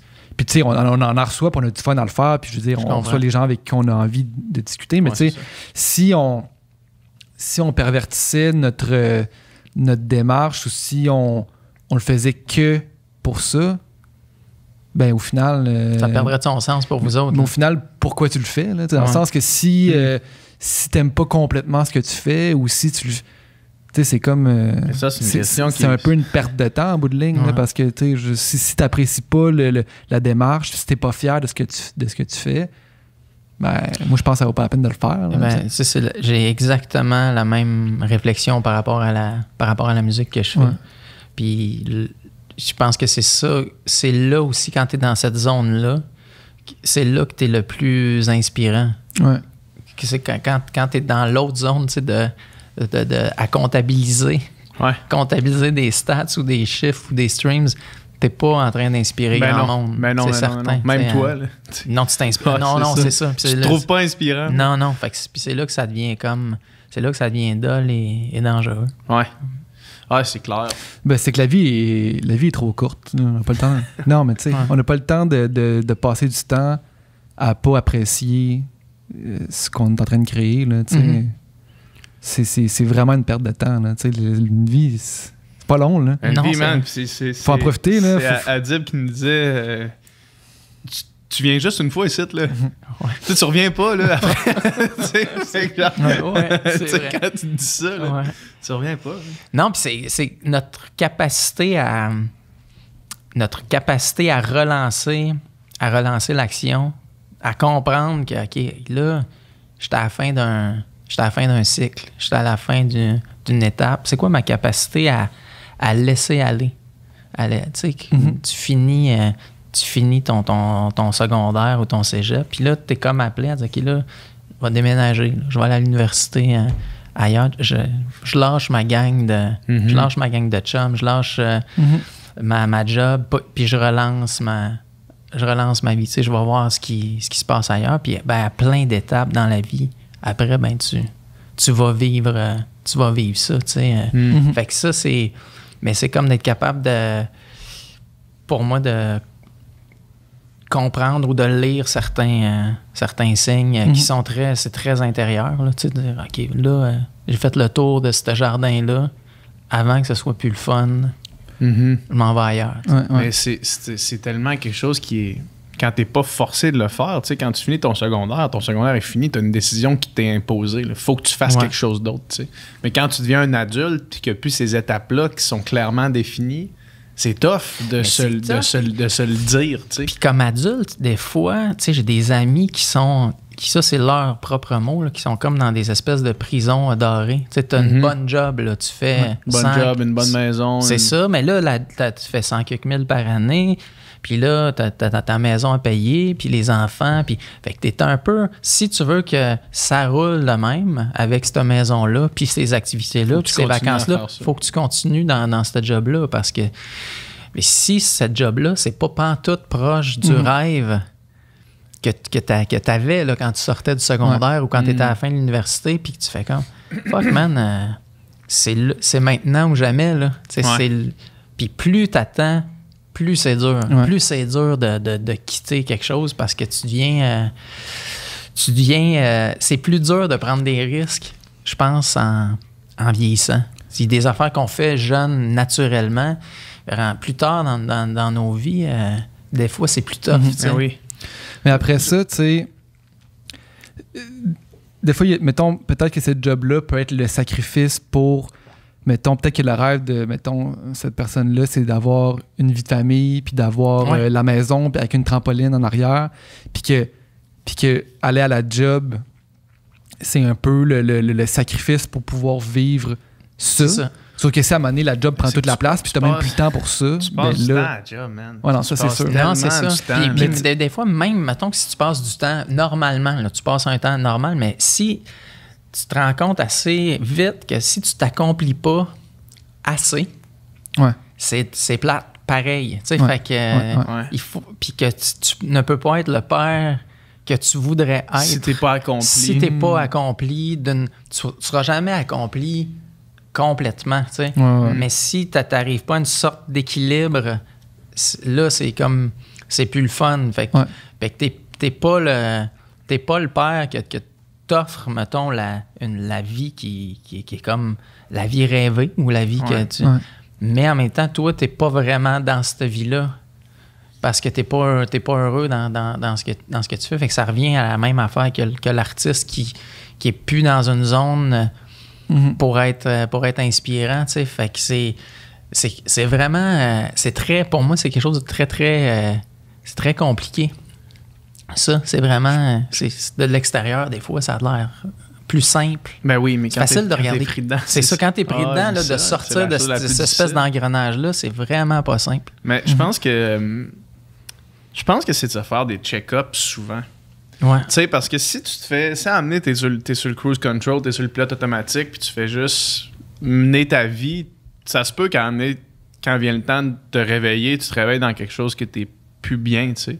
Mais c'est que si tu fais des check-ups tout le temps sur ce que tu es en train de faire, il y a beaucoup moins de chances que tu te ramasses dans quelque chose qui est... Tu sais, parce que plus tu t'enfonces, plus c'est dur de sortir, tu sais. Ben, t'enfonces entre guillemets, là, mais plus t'es prisonnier de ça, plus c'est dur de s'en sortir. Moi, il y avait un gars qui était un père... moi, j'ai coaché de la natation un peu, là, quand j'étais plus jeune. Puis il y a un père de nageurs, c'était une famille de 3 qui nageait. Puis lui, il avait été pharmacien pendant 3 ans. Il avait pratiqué comme pharmacien pendant 3 ans. Fait qu'il avait toutes ses études. C'est quand même un processus qui est long. Là, donc, très long. Puis après ça, de pharmacien, t'as un asti de bon job, puis t'es 7. T'sais.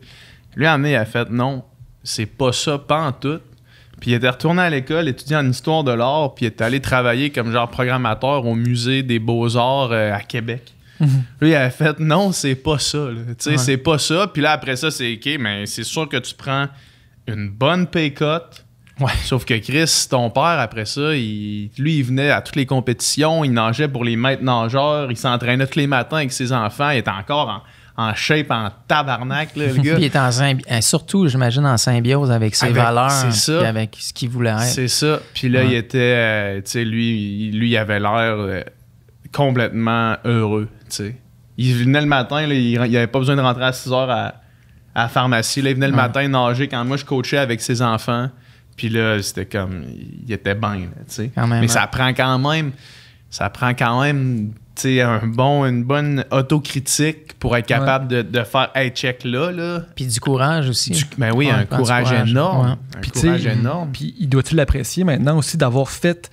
d'avoir été aussi loin dans ce processus-là, d'avoir eu une remise en question, d'avoir fait un 180 degrés, il doit se lever le matin et se dire « Je suis le gars le plus chanceux, je suis le gars le plus bien, là, je suis vraiment comme où je voulais être, là, puis je l'ai fait. » Mais non, le courage, c'est le bon terme parce que tu sais pas qu'est-ce qui s'en vient là, après. Là, tu sais pas ça va être quoi ta vie. Là, tu passes de quelque chose que tu sais qui est confortable peut-être, puis jusqu'à...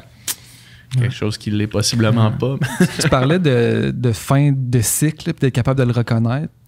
C'est un peu ça le thème de Les Jardins Sommeurs? C'est un peu ça le thème de moi, la chanson d'après qui s'appelle « Tout n'est pas pour toujours », pour moi, c'était vraiment ça, la capacité à lâcher prise à la fin d'une étape. Le Jardin Sommeur, c'est plus le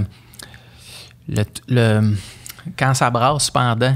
Comme quand t'es au... Quand on sent que la relation est en train de... Quand la relation est plus là. Puis que t'es capable de dire... dans le refrain, ça dit, il y a cette rancœur qui salit les souvenirs de nos beaux jours. Mon amour, on s'en jasera en cours. C'est un moment d'hyper-lucidité où tu dis...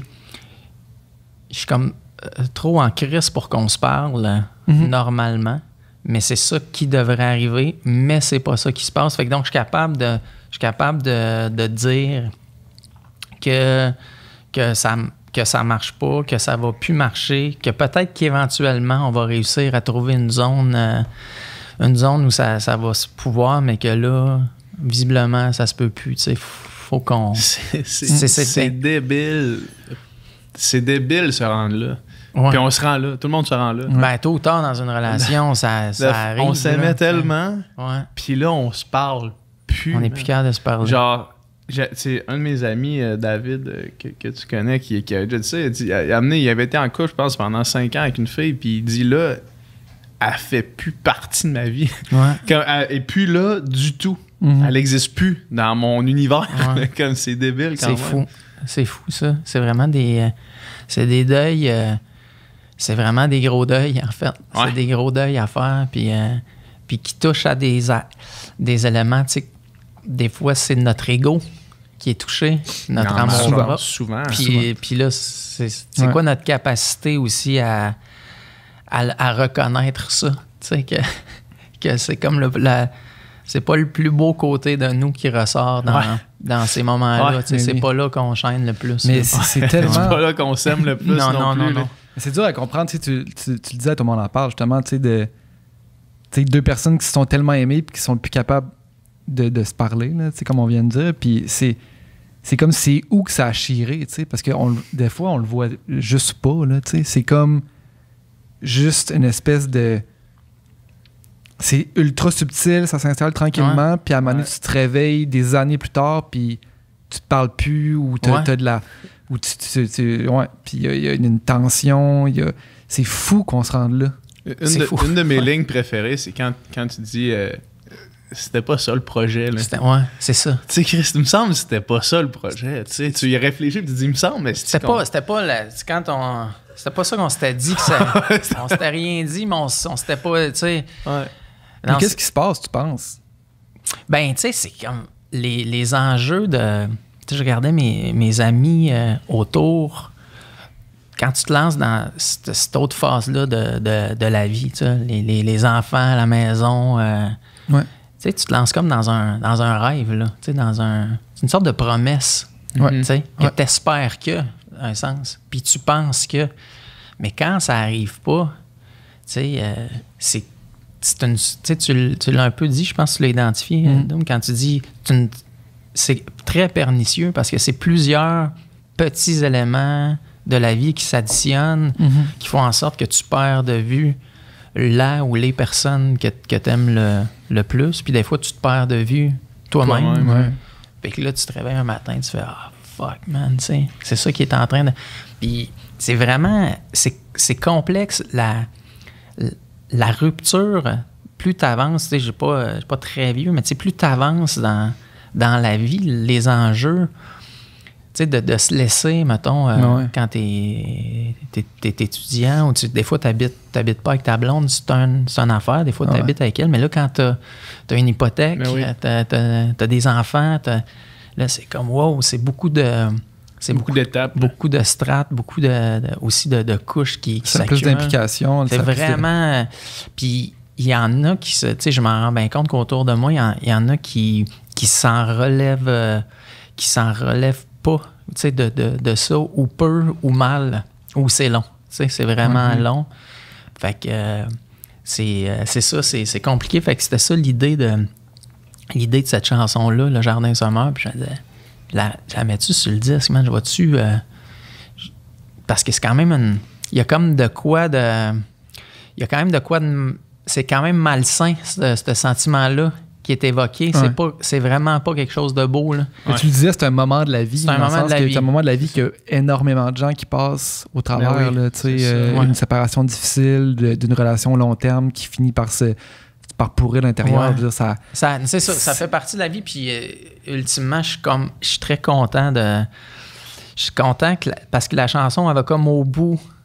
Elle flirte pas avec ce sentiment-là, elle y va vraiment dedans, tu sais. Ce côté-là vraiment moins beau de nous qui ressort quand une relation tranquillement, pas vite, s'éteint, puis qu'on sent qu'on s'éteint avec ça, puis qu'on se débat comme pour garder la tête sortie de l'eau. J'ai l'impression qu'on parle. J'ai l'impression qu'on parle à nous dans 12 ans, genre. Qui a vécu comme. Qui a eu des enfants, puis qui l'a eu. C'est comme une time machine, là. Comment. En écoutant encore une fois ton album, il y avait une espèce de. Tu sais, tous les enjeux qu'on parle sont un peu omniprésents au fil de l'album, là, tu sais, comme les étapes, les enjeux du quotidien, puis toutes ces choses-là. Il y a aussi l'idée, du moins de ce qui m'est apparu, l'idée de vieillir, puis d'accepter ça, puis de vivre avec ça. Comment tu trouves ça, vieillir?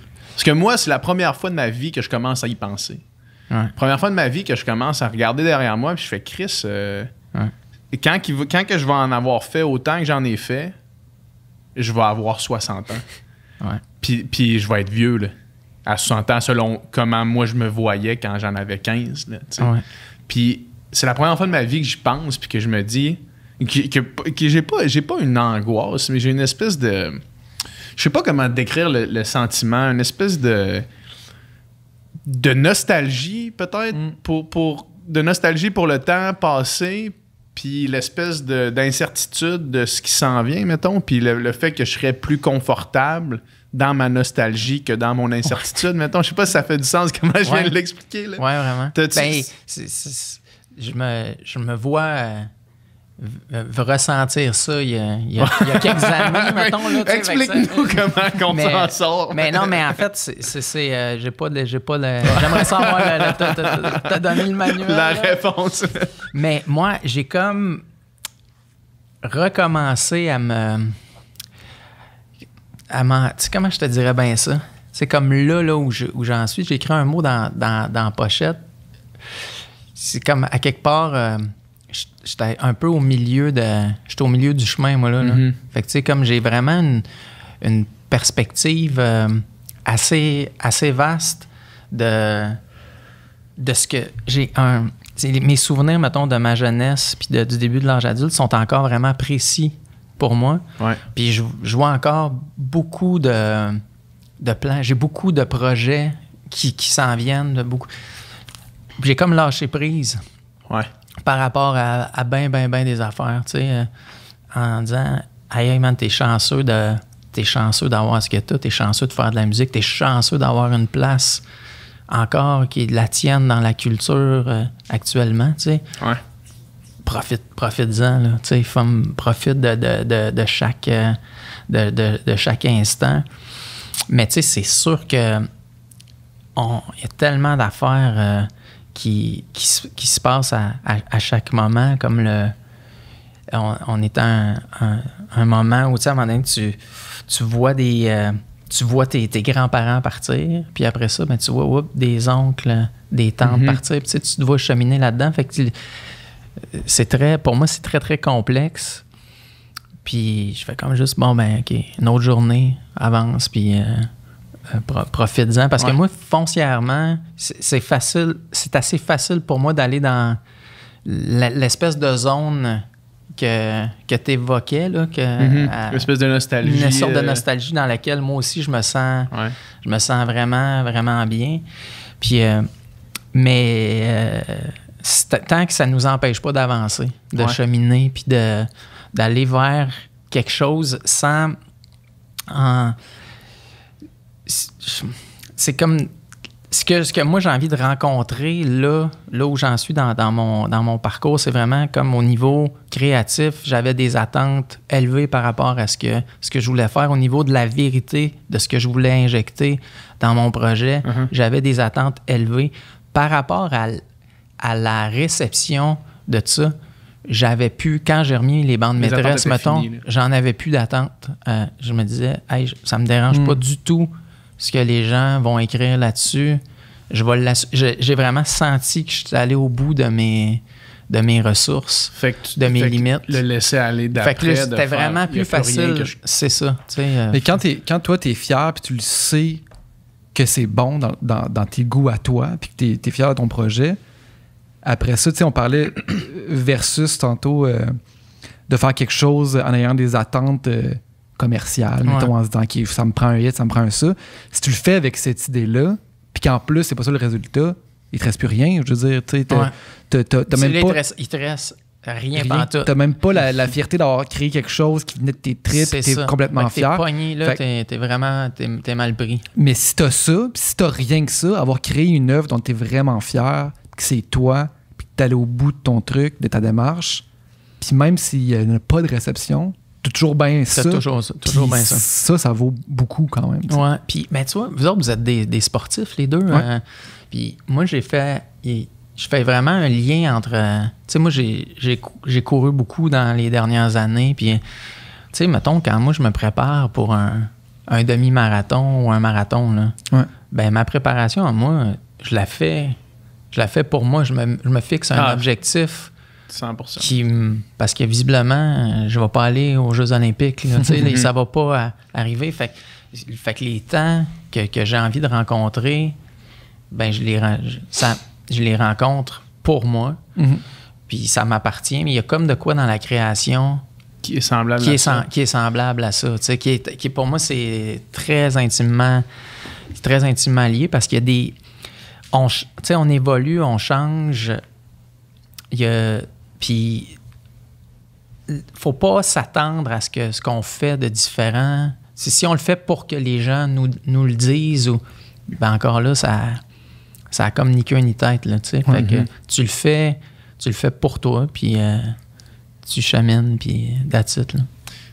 Par rapport à la comparaison avec les sports, là, ça pourrait pas être plus exact ce que tu as dit, parce que moi, tu sais, je me suis déjà entraîné dans l'espoir d'aller aux Olympiques là, quand je faisais de la natation, puis même dans ce processus-là, si j'avais fait tout ce qui était en mon pouvoir pour être prêt, peu importe le résultat, ça ne m'aurait pas dérangé.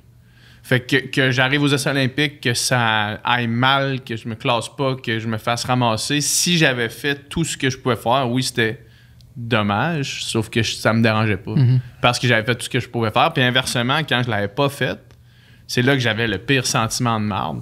Parce que quand t'as pas fait ce qu'il fallait faire, t'arrives là, puis c'est comme tu fais ta performance, c'est OK, mais sans plus, t'as pas le sentiment qui te remplit de fierté puis d'honnêteté envers toi-même. En fait, je pense que c'est ça la clé numéro 1, de pouvoir se regarder dans le miroir et faire « Hey, check, là, ce que t'as fait là, ça aurait pas pu être mieux. » Tu sais, t'as fait tout ce que tu pouvais faire, puis that's it. Ça, c'est le meilleur feeling, je pense. Puis effectivement, la comparaison est bonne. Ouais. Je voulais qu'on parle un petit peu aussi... je sais que tu as travaillé avec Martin Léon, ton album. Moi, Martin Léon, ma mère, elle tripait Martin Léon, là, big time. Là, fait que, quand elle venait me chercher, il y avait beaucoup de Martin Léon qui jouait tout le temps. Puis on l'entend un peu dans ton album. Ouais. On l'entend un peu. À quel... je sais qu'il t'a aidé pour des textes, des arrangements, mais dans quelle mesure est-ce qu'il a participé à cet album-là? Ben... Dans la perspective plus large, c'est la conversation qu'on a sur le temps qui passe. Ouais. Moi, je pouvais l'avoir avec Léon qui est rendu à 50 cucs. J'y posais essentiellement les questions. Les mêmes questions. Qu'est-ce qui se passe à l'étape où toi, t'es rendu, puis qu'est-ce que je fais avec ça? Puis c'est beaucoup Léon, avant qu'on travaille ensemble, qui m'a dit, parce que je me questionnais par rapport à plein de choses. Il y a quelques années, on se connaît depuis longtemps. Puis c'est lui qui m'avait dit ça. Il dit, là, t'es peut-être rendu à un temps pour un peu apprécier ce que t'as fait dans la vie, puis peut-être te sortir un peu de, prendre un pas de recul, voyager, lire, puis juste comme constater le chemin parcouru. Quelque chose que j'ai fait dans les dernières années, puis qui m'a comme... Fait que lui, il m'a apporté beaucoup ça, une espèce de pas de recul, en disant « Calme-toi, tu sais, prends le temps qu'il faut. » Puis encore là, s'il était ici, il disait « Puis Chris, tu vas bien trop vite, Vallière, tout le temps, t'es comme trop pressé de faire les affaires. » Puis moi, je dis « Man, non, t'es tellement pas assez pressé, là. » C'est comme il fait un disque par 10 ans, là, tu sais, fait que, tu sais, c'est comme, c'est pas, mais tu sais, il fait de la musique de film, puis il fait d'autres affaires, puis on n'a pas du tout la même vie, mais son apport, c'est ces conversations-là sur la vie qui sont nées de l'écriture de certaines chansons qui amènent à, tu sais, comme la chanson Évalière qui fait, T'es-tu conscient de la chance que t'as de te faire, tu sais, l'espèce de chanson reality check, là.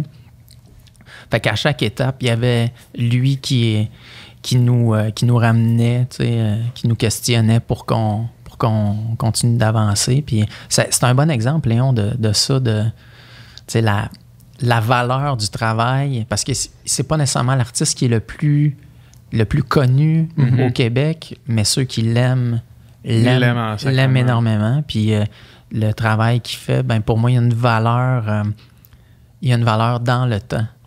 Puis c'est les artistes que j'aime le plus. Ben j'aime que leur travail s'inscrive dans une époque, mais qui ait comme une chance de pérennité dans ce qu'ils font. On le sait jamais, mais il y a comme des clés qui sont là pour faire comme...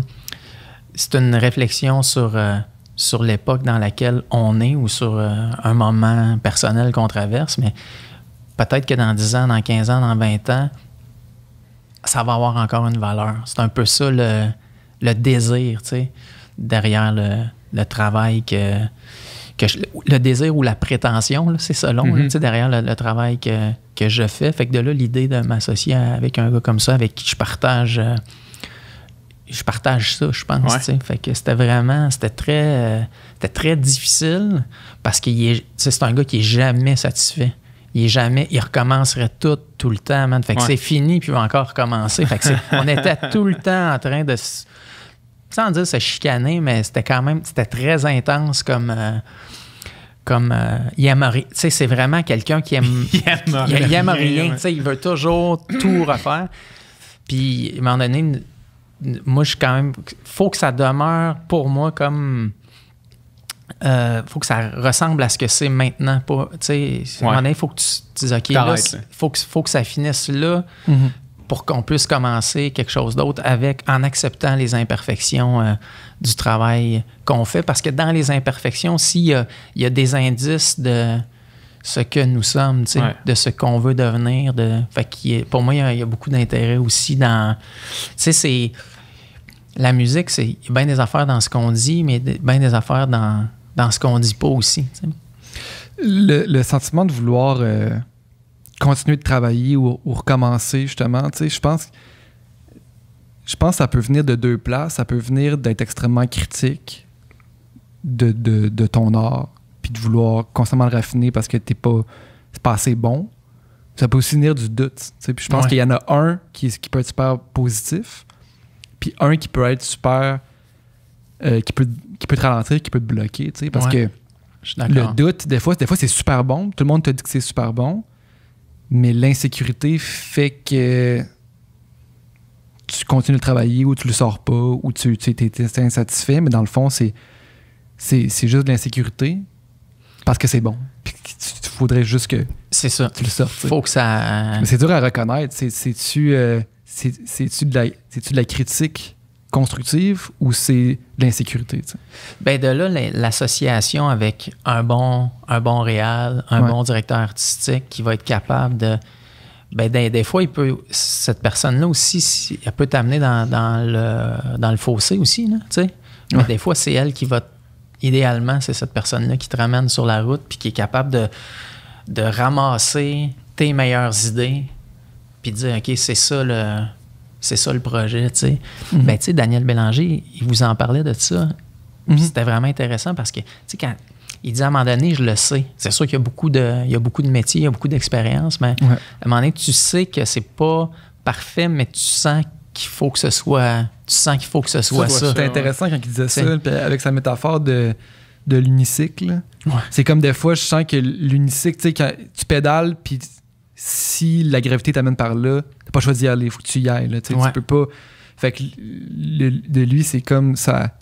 C'est comme si son art s'imposait, en fait, que c'était plus fort, que lui, il avait une idée où il était attiré, il gravitait vers quelque chose, puis c'est comme... Il n'a pas le choix de le faire, même s'il sait que peut-être une partie de son public n'aimera pas ça, ou il sait que c'est juste une phase, mais c'est comme... quand ça me tire vers là, il faut que j'y aille. Des fois, il disait, je chantais un appel, je faisais, pourquoi ça? Pourquoi j'ai envie de faire une trame sonore de film quand il n'y a même pas de film? Pourquoi? Là, je sais comment ça va être reçu. Là. Mais je pense que c'est très... En fait, c'est ça, c'est très instinctif.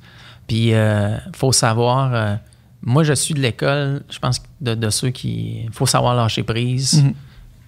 Finir puis recommencer pour nous permettre d'avancer sur le plan créatif, mais aussi sur le plan individuel. OK, comme ça, c'est fait, puis on va ailleurs. Comme, à un moment donné, une tournée de spectacle, il faut que ça arrête. Il faut que ça finisse. Faut que ça finisse pour pouvoir commencer d'autres choses, parce que sinon, ben, tu deviens... en fait, c'est de ne jamais se sentir sur le pilote automatique. Il y a certains humoristes, là, quand t'es rendu que tu fais 400 fois un show, là, c'est gros. Là. C'est vraiment gros. Là. C'est tough de penser ne pas tomber sur le pilote automatique quand ça arrive. Ben, tu sais, j'imagine... fait que c'est de trouver sa zone. Moi, c'est un peu ça le défi, trouver la zone où t'es bien, puis tu sens que tu chemines, puis tu sens que tu avances, puis que ça a du sens. Le sentiment d'être pas prêt pour faire quelque chose, Puis que faut que tu avances, faut que tu ailles avancer un peu plus avant de le faire. C'est comme prendre le truc à l'envers parce que c'est de faire la chose, de faire le projet qui te fait avancer.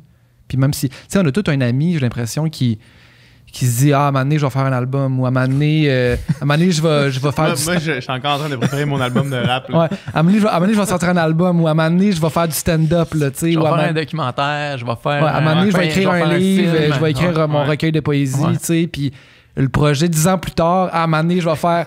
Mais genre... Fais-le, tu sais, puis tu te sens pas prêt là, mais tu seras jamais prêt. Tu seras jamais prêt, puis il faut que tu le fasses, puis il faut que tu fasses des erreurs, puis il faut que tu sortes de quoi qui est pas la meilleure chose que l'univers a connue. Puis c'est pas grave. Sauf que tu vas faire un autre après, puis la chose est que c'est quand même beaucoup plus le fun penser le faire que le faire. Ben oui. Tu sais, Foglia disait ça, là, c'est le fun de penser écrire, mais c'est pas si le fun que ça, écrire. Parce que quand tu le fais, c'est comme fuck, man, faut que je m'assoie. C'est pas facile, tu sais. Combien de fois je me suis dit ça, moi, j'aimerais ça écrire un livre, tu sais. Comme si le fait d'écrire des chansons validait le fait que tu pouvais écrire un livre, c'est compliqué. C'est vraiment, c'est une autre forme d'art, même quasiment écrire des chansons versus écrire de la poésie. C'est deux expériences qui sont, pour moi, pas du tout les mêmes. Tu sais, c'est pas les mêmes façons pour arriver. Fait que... Puis il faut que tu organises ta vie de manière à pouvoir le faire. Tu sais. Faut que, tu sais, écrire un livre, c'est l'idée d'écrire un livre, mais faut que tu te bloques 3 heures par jour, dire je m'assois puis j'écris mon livre. Là, tu sais, parce que justement, le gars qui a sa job de jour, puis qu'il arrive, puis le soir, c'est les enfants, puis qu'il dit moi le faire mon album.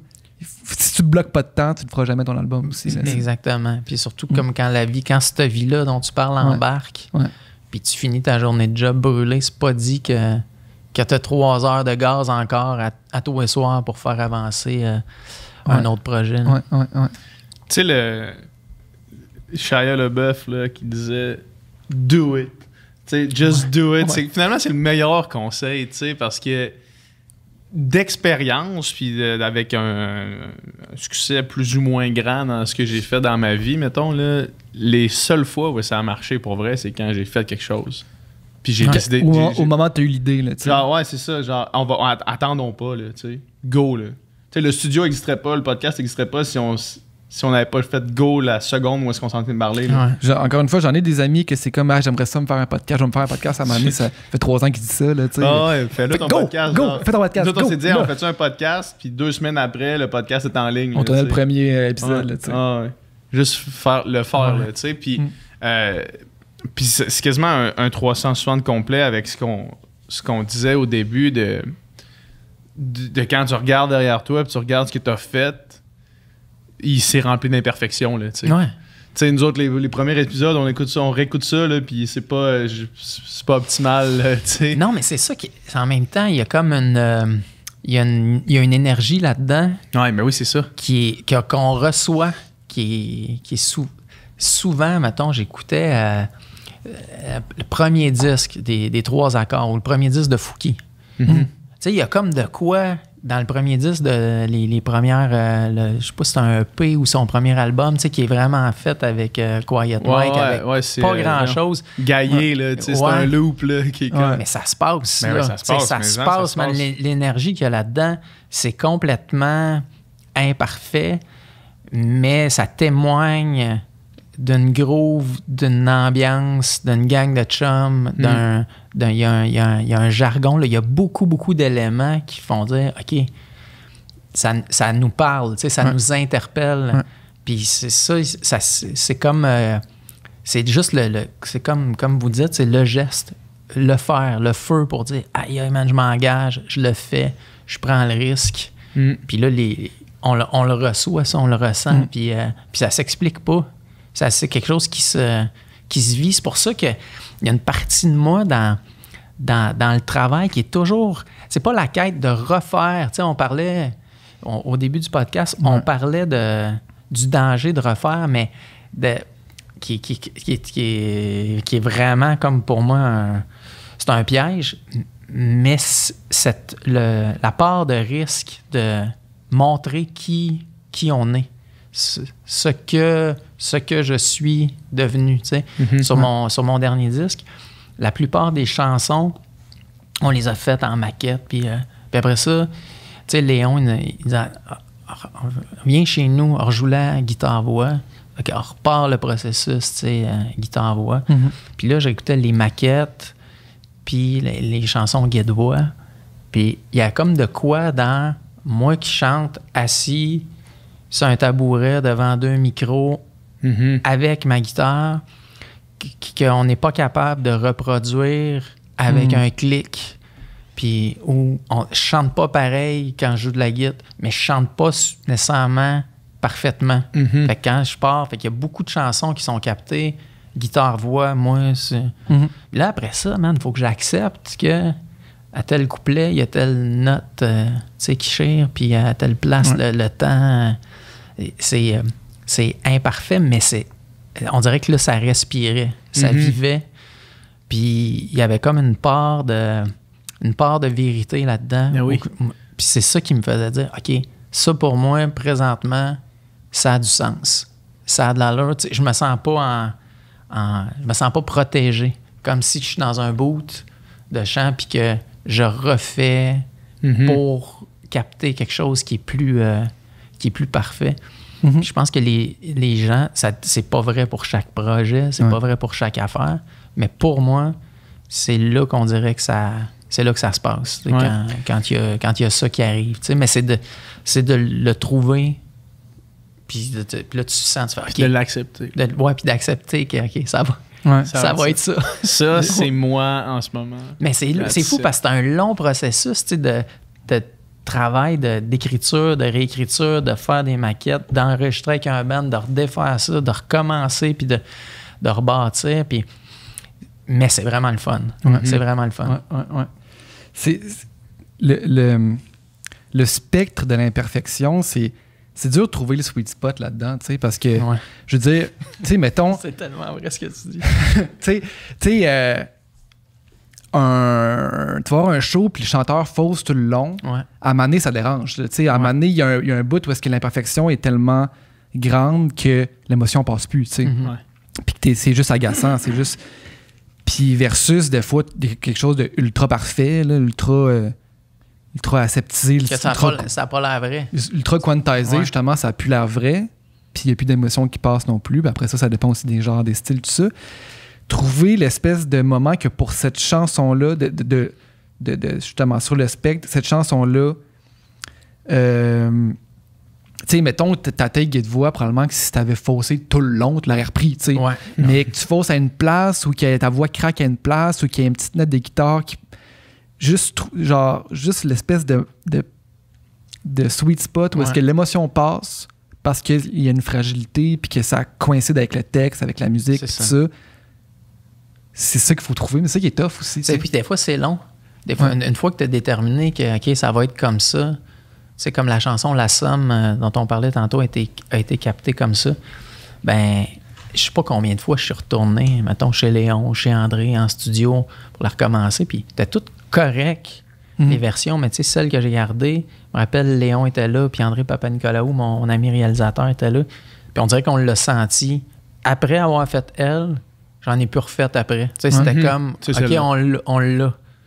Y avait-tu quelque chose de particulier autour de cette take-là, ou c'était la take 8 de cette journée-là? C'était la take que j'arrive, il met un micro, on jase un peu, puis on le fait parce qu'on l'a tellement fait qu'à un moment donné, t'es plus dans les mêmes considérations qu'au début. Tu sais, ton finger picking, ta voix, le texte qui est intégré, fait que les notes commencent à être intégrées. Tu peux l'interpréter. T'es juste dans l'interprétation. Mais dans mon cas, ça prend le temps. Tu vas prendre mettons, Louis-Jean Cormier, qui est un très, très grand talent. Ben lui, il va avoir besoin potentiellement de moins de temps pour arriver à un aussi bon ou un meilleur niveau d'interprétation. Puis ça, ben c'est chacun sa démarche, chacun sa vitesse. Puis fait que c'est juste de trouver... Pour moi, ça prend comme un temps, un contexte. Des fois, c'est un lieu. Il y a des places où tu arrives, ça sonne bien. Des places où tu arrives où tu te sens bien. Puis, tu sais, on a fait la majorité du dernier disque dans mon...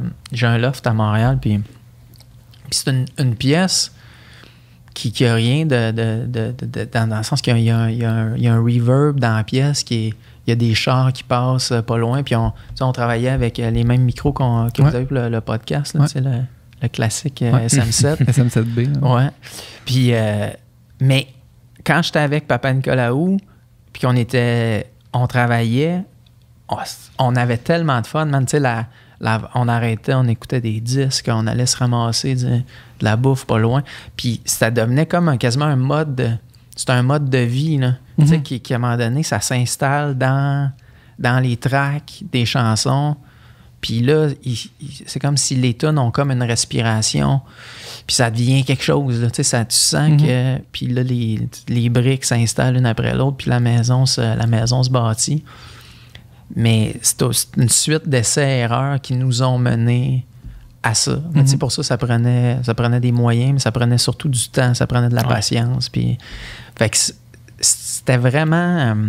c'est l'expérience humaine qui est, dans notre cas, dans mon cas, qui rentre un peu dans les tracks, dans la musique, puis que ça prend vie comme ça.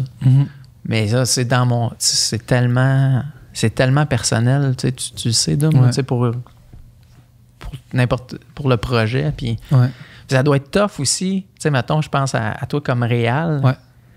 Quand tu arrives avec un artiste, puis tu fais, OK, cette personne-là, comment je fais pour l'amener? Parce que le chemin sera pas le même que pour l'artiste précédent ou l'artiste qui va suivre, tu sais. Fait que c'est chaque voix, la voix de tout le monde est un peu unique. Puis c'est ça, je pense, les meilleurs réals, c'est eux qui sont le mieux capables de comprendre la personne avec qui ils travaillent, comment cette personne-là travaille, comment extraire cette personne-là tout son jus, là, finalement, là, toute son essence, puis sans la dénaturer, là, tu sais. Puis ça, c'est... Puis... Fait que c'est ça, tu sais, c'est vraiment... c'est une job un peu de... Je veux pas dire mentor, parce qu'il y a pas personne qui est en haut de l'autre, mais d'avoir un dialogue, d'avoir une conversation qui fait qu'on grandit toutes, là, tu sais, puis de...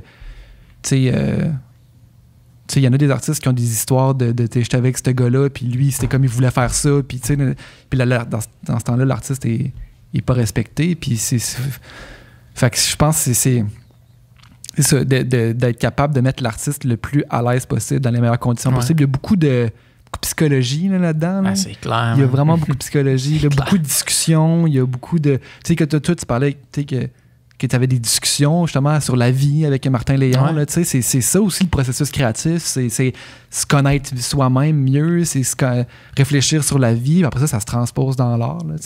Puis c'est comme d'accepter ça. Je me rappelle quand on faisait mes disques, j'avais fait un disque qui s'appelle Chacun dans son espace en 2003, puis Le repère tranquille en 2006, qui ont été des disques vraiment importants pour moi dans mon cheminement. Puis je travaillais avec... à cette époque-là, avec un gars qui s'appelle Éric Goulet, qui était un premier mentor pour moi, puis qui m'a amené à découvrir plein de musique, puis avec un preneur de son qui s'appelle Pierre Gérard. C'est vraiment des artistes exceptionnels, puis des fois, je chantais dans le bout, puis ça marchait pas, puis on partait... C'est drôle parce que c'était dans le quartier ici, au studio Victor. Ouais. C'était vraiment un studio... C'était carrément ici. C'était dans Bâtisse, c'est ça. C'était ici, ça, parce que c'est de l'autre bord qu'on rentrait, mais c'était vraiment hot, ce studio-là. Vous n'avez pas connu, toi, tu n'as pas connu le Victor, mais c'était le A, là, au Victor, il y avait vraiment une vibe. Puis, tous les musiciens qui viennent ici rentrent en disant « Hey, il y avait le studio Victor ici, hein? » Mais tu sais, c'est parce qu'on enregistrait, je me rappelle, chacun dans son espace, on l'a fait sur du tape aussi. Et donc, c'était une autre façon d'enregistrer. Mais quand ça marchait pas, on partait, on allait prendre un verre, on jasait, puis on revenait, puis après ça, je retournais dans le bout de chanter, puis bang, à un moment donné, OK. Ben oui, c'est ça. C'est tellement ça, c'est d'être capable de reconnaître justement... c'est pas de faire 8 takes de plus qu'on a besoin là, c'est d'aller prendre une marche. C'est autant ça, c'est pas de changer. Il faut closer le studio. Là, c'est ça. Puis le studio, l'enregistrement dans l'album, c'est ça. Faut que tout le monde soit bien, il faut que la vibe soit bonne pour que la magie se passe. Puis s'il n'y a pas ça, une grosse partie de la job d'un réal aussi, c'est d'être smart. Là. Dans le sens que... Non, mais tu sais, si t'as pas ça à la base... Mais tu sais, il y a eu ça, c'est parce que c'est des générations, là, aussi, parce que t'aurais peut-être... Je suis pas sûr que tous les réalisateurs de toutes les époques étaient si gentils que ça. Non, Puis, c'est ça. comme il y a eu des époques de réal, de chanteurs sur le power trip, il y a eu des époques de réal sur le power trip ou de gars de son sur le power trip. Tu sais. Mais fait tu qu'il y a ouais. ça, mais par contre, je suis persuadé que tu as raison. Je pense que la bonne façon, c'est de trouver la zone où l'artiste, surtout, ben c'est vrai dans l'enregistrement d'une performance, des performances musicales, mais ça se passe beaucoup dans trouver la vérité dans la voix de la personne. Tu sais. C'est là vraiment que ça... la signature, souvent, est là. Tu sais. Pas tant dans la puissance vocale, plus que dans la couleur de la voix, la couleur du flow de la personne. Ben oui, puis tu sais, des fois, ça vient... Tu sais, mettons, quand j'enregistre avec Ariane, elle a vraiment une idée claire de son interprétation, mettons, là, tu sais, puis de comment elle veut rendre la toune, puis ça, assez où est-ce qu'elle s'en va, puis on n'a pas beaucoup de... C'est rare que je vais dire, OK, essaye-là, moins d'air, plus d'air, plus de même, mais tu sais, j'ai déjà fait ce travail-là avec un autre projet que j'ai fait, puis tu sais, de changer des petits paramètres, d'essayer de trouver justement le sweet spot de, OK, on l'essaye plus doux, on l'essaye plus fort, on l'essaye plus comme ça. Puis des fois, une journée à l'autre aussi, l'interprétation change, la voix change. Puis là, à un moment donné, tu fais, c'est comme ça. Ouais. C'était comme ça qu'il fallait que la tune soit rendue, tu sais. Puis là, on l'a eu, tu sais. Mais il y a de l'essai-erreur, comme tu dis. Ouais, puis il y a vraiment ce qui est fascinant là-dedans, c'est la part de mystère. Moi, c'est ça que... C'est le X-Factor. Ouais, parce qu'en bout de ligne, la musique, c'est une émotion. Là. C'est ça le but, là. C'est ça c'est la finalité. C'est l'art en général aussi, parce que c'est vrai dans la musique, mais c'est vrai au cinéma, c'est vrai dans les arts visuels. Mais tu sais, c'est ça. Mais tu sais, le but, c'est pas d'avoir 100% comme un examen, qu'il n'y ait pas une note. Le but, c'est que tu écoutes ça, puis tu vives quelque chose, là, puis que ça te touche, que tu vives une émotion, que ça te transporte. Tu sais, on vise à... Moi, je pense, je le vois comme je vise comme une sorte de rencontre. On va-tu rencontrer... Quand j'écoute un album, on dirait que je rentre dans un univers, tu sais. Fait que si l'artiste...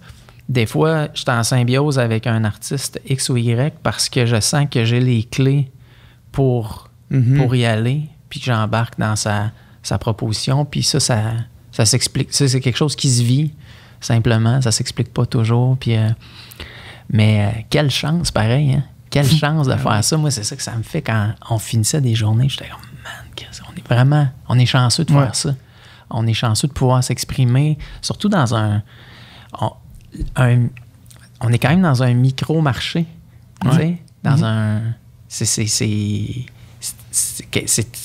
unique, là. Ce qu'on vit, il y a peut-être des Suédois ou des Finlandais qui vivent qui font de la musique, qui vivent ce que moi je vis, mais sinon, on est peu nombreux à évoluer dans un aussi petit marché, puis d'avoir des gens qui s'intéressent à ce qu'on fait, qui viennent voir les spectacles, qui sont fiers aussi de leur culture, puis qui ont besoin, qui en ont à quelque part, qui en ont besoin, qui ont besoin de ça parce que tellement un autre rapport plus intime. Tu sais, quand quelqu'un chante dans ta langue, puis vient te voir dans ta ville, puis c'est un autre... c'est ça, c'est une toute autre expérience qu'aller voir un show au Centre Bell, tu sais, que d'un artiste qui débarque pour une journée. C'est ça, c'est un rapport à l'art puis à la musique qui est complètement différent que, mettons, l'art international qui nous arrive. Là. Exactement. Tu sais, c'est comme moi, la musique québécoise, il n'y a personne dans le monde, à part les Québécois, qui vont être capables de se l'approprier comme ça. Qui vont être capables de l'écouter puis faire genre, je comprends.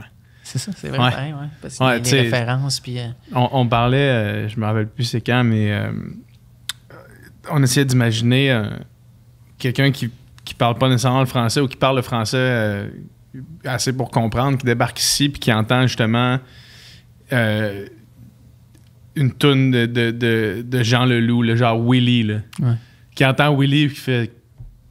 qui a pas les codes pantoute, là, tu sais. Mais il pourrait... C'est quoi ça? Mais là, il pourrait t'sais? quand même, à cause du son, à cause de... Tu sais, comme Harmonium dans les années 70...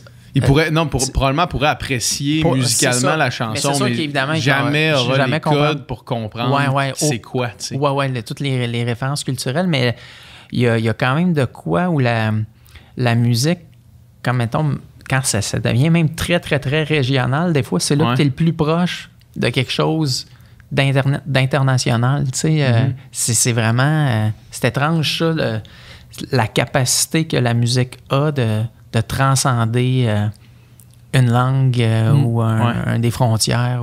Mais tu as raison, par contre, qu'elle n'est pas perçue comme de la même manière. Mettons, moi, quand j'entends une toune d'un artiste tchèque qui est comme ultra populaire là-bas, là, en Europe de l'Est, mais que moi, j'entends ça, puis il n'y a rien qui se passe. J'ai aucun des codes pour être capable de comprendre pourquoi c'est un artiste qui est célébré autant que ça. J'ai pas ces codes-là, oublie ça. L'autre jour, pour rire, genre, des fois, avec ma blonde, quand on se fait un souper, mettons, thaï, là, pour rire, je vais mettre une playlist thaï, mettons, pour être dans la thématique. Il y a vraiment comme... Ça passe pas pantoute. Puis genre, tu sais, des fois, tu vois, c'est vraiment, tu sais, des espèces de copies de tunes américaines avec un gars qui chante dans sa langue natale, tu sais, par-dessus. Puis, tu sais, effectivement, dans ces cas-là, c'est comme... Tu reconnais un peu la musique, là. Tu reconnais la musique, mais tu sais, aussi, c'est comme... tu sais, c'est du déjà vu, déjà entendu, mais juste comme remâché dans cette... Mais quand t'entends alors Jean Leloup taille, tu pognes 2 minutes en tabarnak. Il y a des exemples de fois, là... Tu sais, il y a des exemples de fois d'artistes, tu sais, mettons... Stromae, une couple d'années, faisait de la musique en français, succès international. Là, il y a une fille, une espagnole, Rosalia, qui fait comme le mélange de pop avec de la musique flamenco. En fait, c'est catalan, tu sais. Puis ça marche full, tu sais. Il y a un band québécois qui s'appelle Corridor, je sais pas si tu connais ça, tu sais, qui sont signés sur un label américain, Stop Pop, là, qui est un label, tu sais, mythique. C'est sûr que c'est possible. Puis qui touche... qui touche un public pas nécessairement francophone, mais c'est sûr, mais c'est vrai qu'on a quelque chose de vraiment, je pense, unique, puis beau, puis particulier au Québec, là, qui est quand même, somme toute, par capita, beaucoup d'artistes, j'ai l'impression, là, puis beaucoup d'art, beaucoup d'humoristes, beaucoup de... Je pense que le fait qu'on veut exister fait qu'on crée beaucoup, je pense. Oui, il y a ça. Puis c'est pas toujours parfait, mais l'art est quand même supporté au Québec puis au Canada. Ce qui n'est pas le cas dans...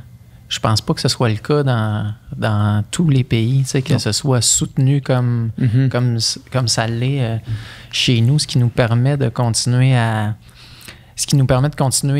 innover, puis ce qui nous permet de continuer surtout à exister. Là, parce que ça passe beaucoup. Moi, je pense que ça passe beaucoup, beaucoup par ça. Eh oui, 100%. Merci infiniment. C'était le fun de vous jaser. C'était vraiment un plaisir. C'était super. Les gens, là, tu pars en tournée solo. Y a-tu des billets encore? Y a-tu des... Qu'est-ce que les gens peuvent faire? Où est-ce qu'ils vont? Des billets. C'est sur mon site internet, vincentvalliere.com. La tournée est là. Grande tournée pour l'année à venir. Show solo que je trimballe vraiment partout au Québec, dans des centres culturels puis dans des plus petites salles aussi. Fait que j'invite les gens à venir faire leur tour. Yeah. Très cool. Hey, merci énormément. Pour vrai, c'est un des beaux podcasts qu'on a fait dernièrement, je trouve. Là. Ah, yeah, merci. Ça me touche, les gars. Ouais. Ça me touche quand même. Je trouve vous faites vraiment une super job. Puis, merci beaucoup. Je trouve, en tout cas, j'aime beaucoup votre travail. Très honoré d'avoir passé ce temps-là avec vous autres. Yes, merci. Yes. Salut. Merci d'avoir écouté ce podcast jusqu'à la fin. J'espère que vous avez apprécié la conversation. Ça prouve que vous êtes de réels fans de conversation. et du Sans Fil Podcast. Et on vous remercie vraiment beaucoup. Si vous voulez avoir plus de contenu, plus de conversations, c'est sur Patreon que ça se passe. Yes, sur Patreon, non seulement on met tous les podcasts en ligne au moment où est-ce qu'on les tourne, donc on a beaucoup de semaines d'avance sur le Patreon, mais on fait aussi des encore moins de filtres qui sont exclusifs aux membres Patreon où est-ce qu'on parle, Dom, Nicole et moi, de la conversation qu'on vient d'avoir, parce qu'on va un petit peu plus en profondeur dans certains sujets qu'on voulait aborder ou qu'on a abordé pendant le podcast. Donc, allez sur notre page Patreon, le lien vers ça va être dans la description du podcast. Fait que merci encore une fois de nous avoir écoutés jusqu'à la fin.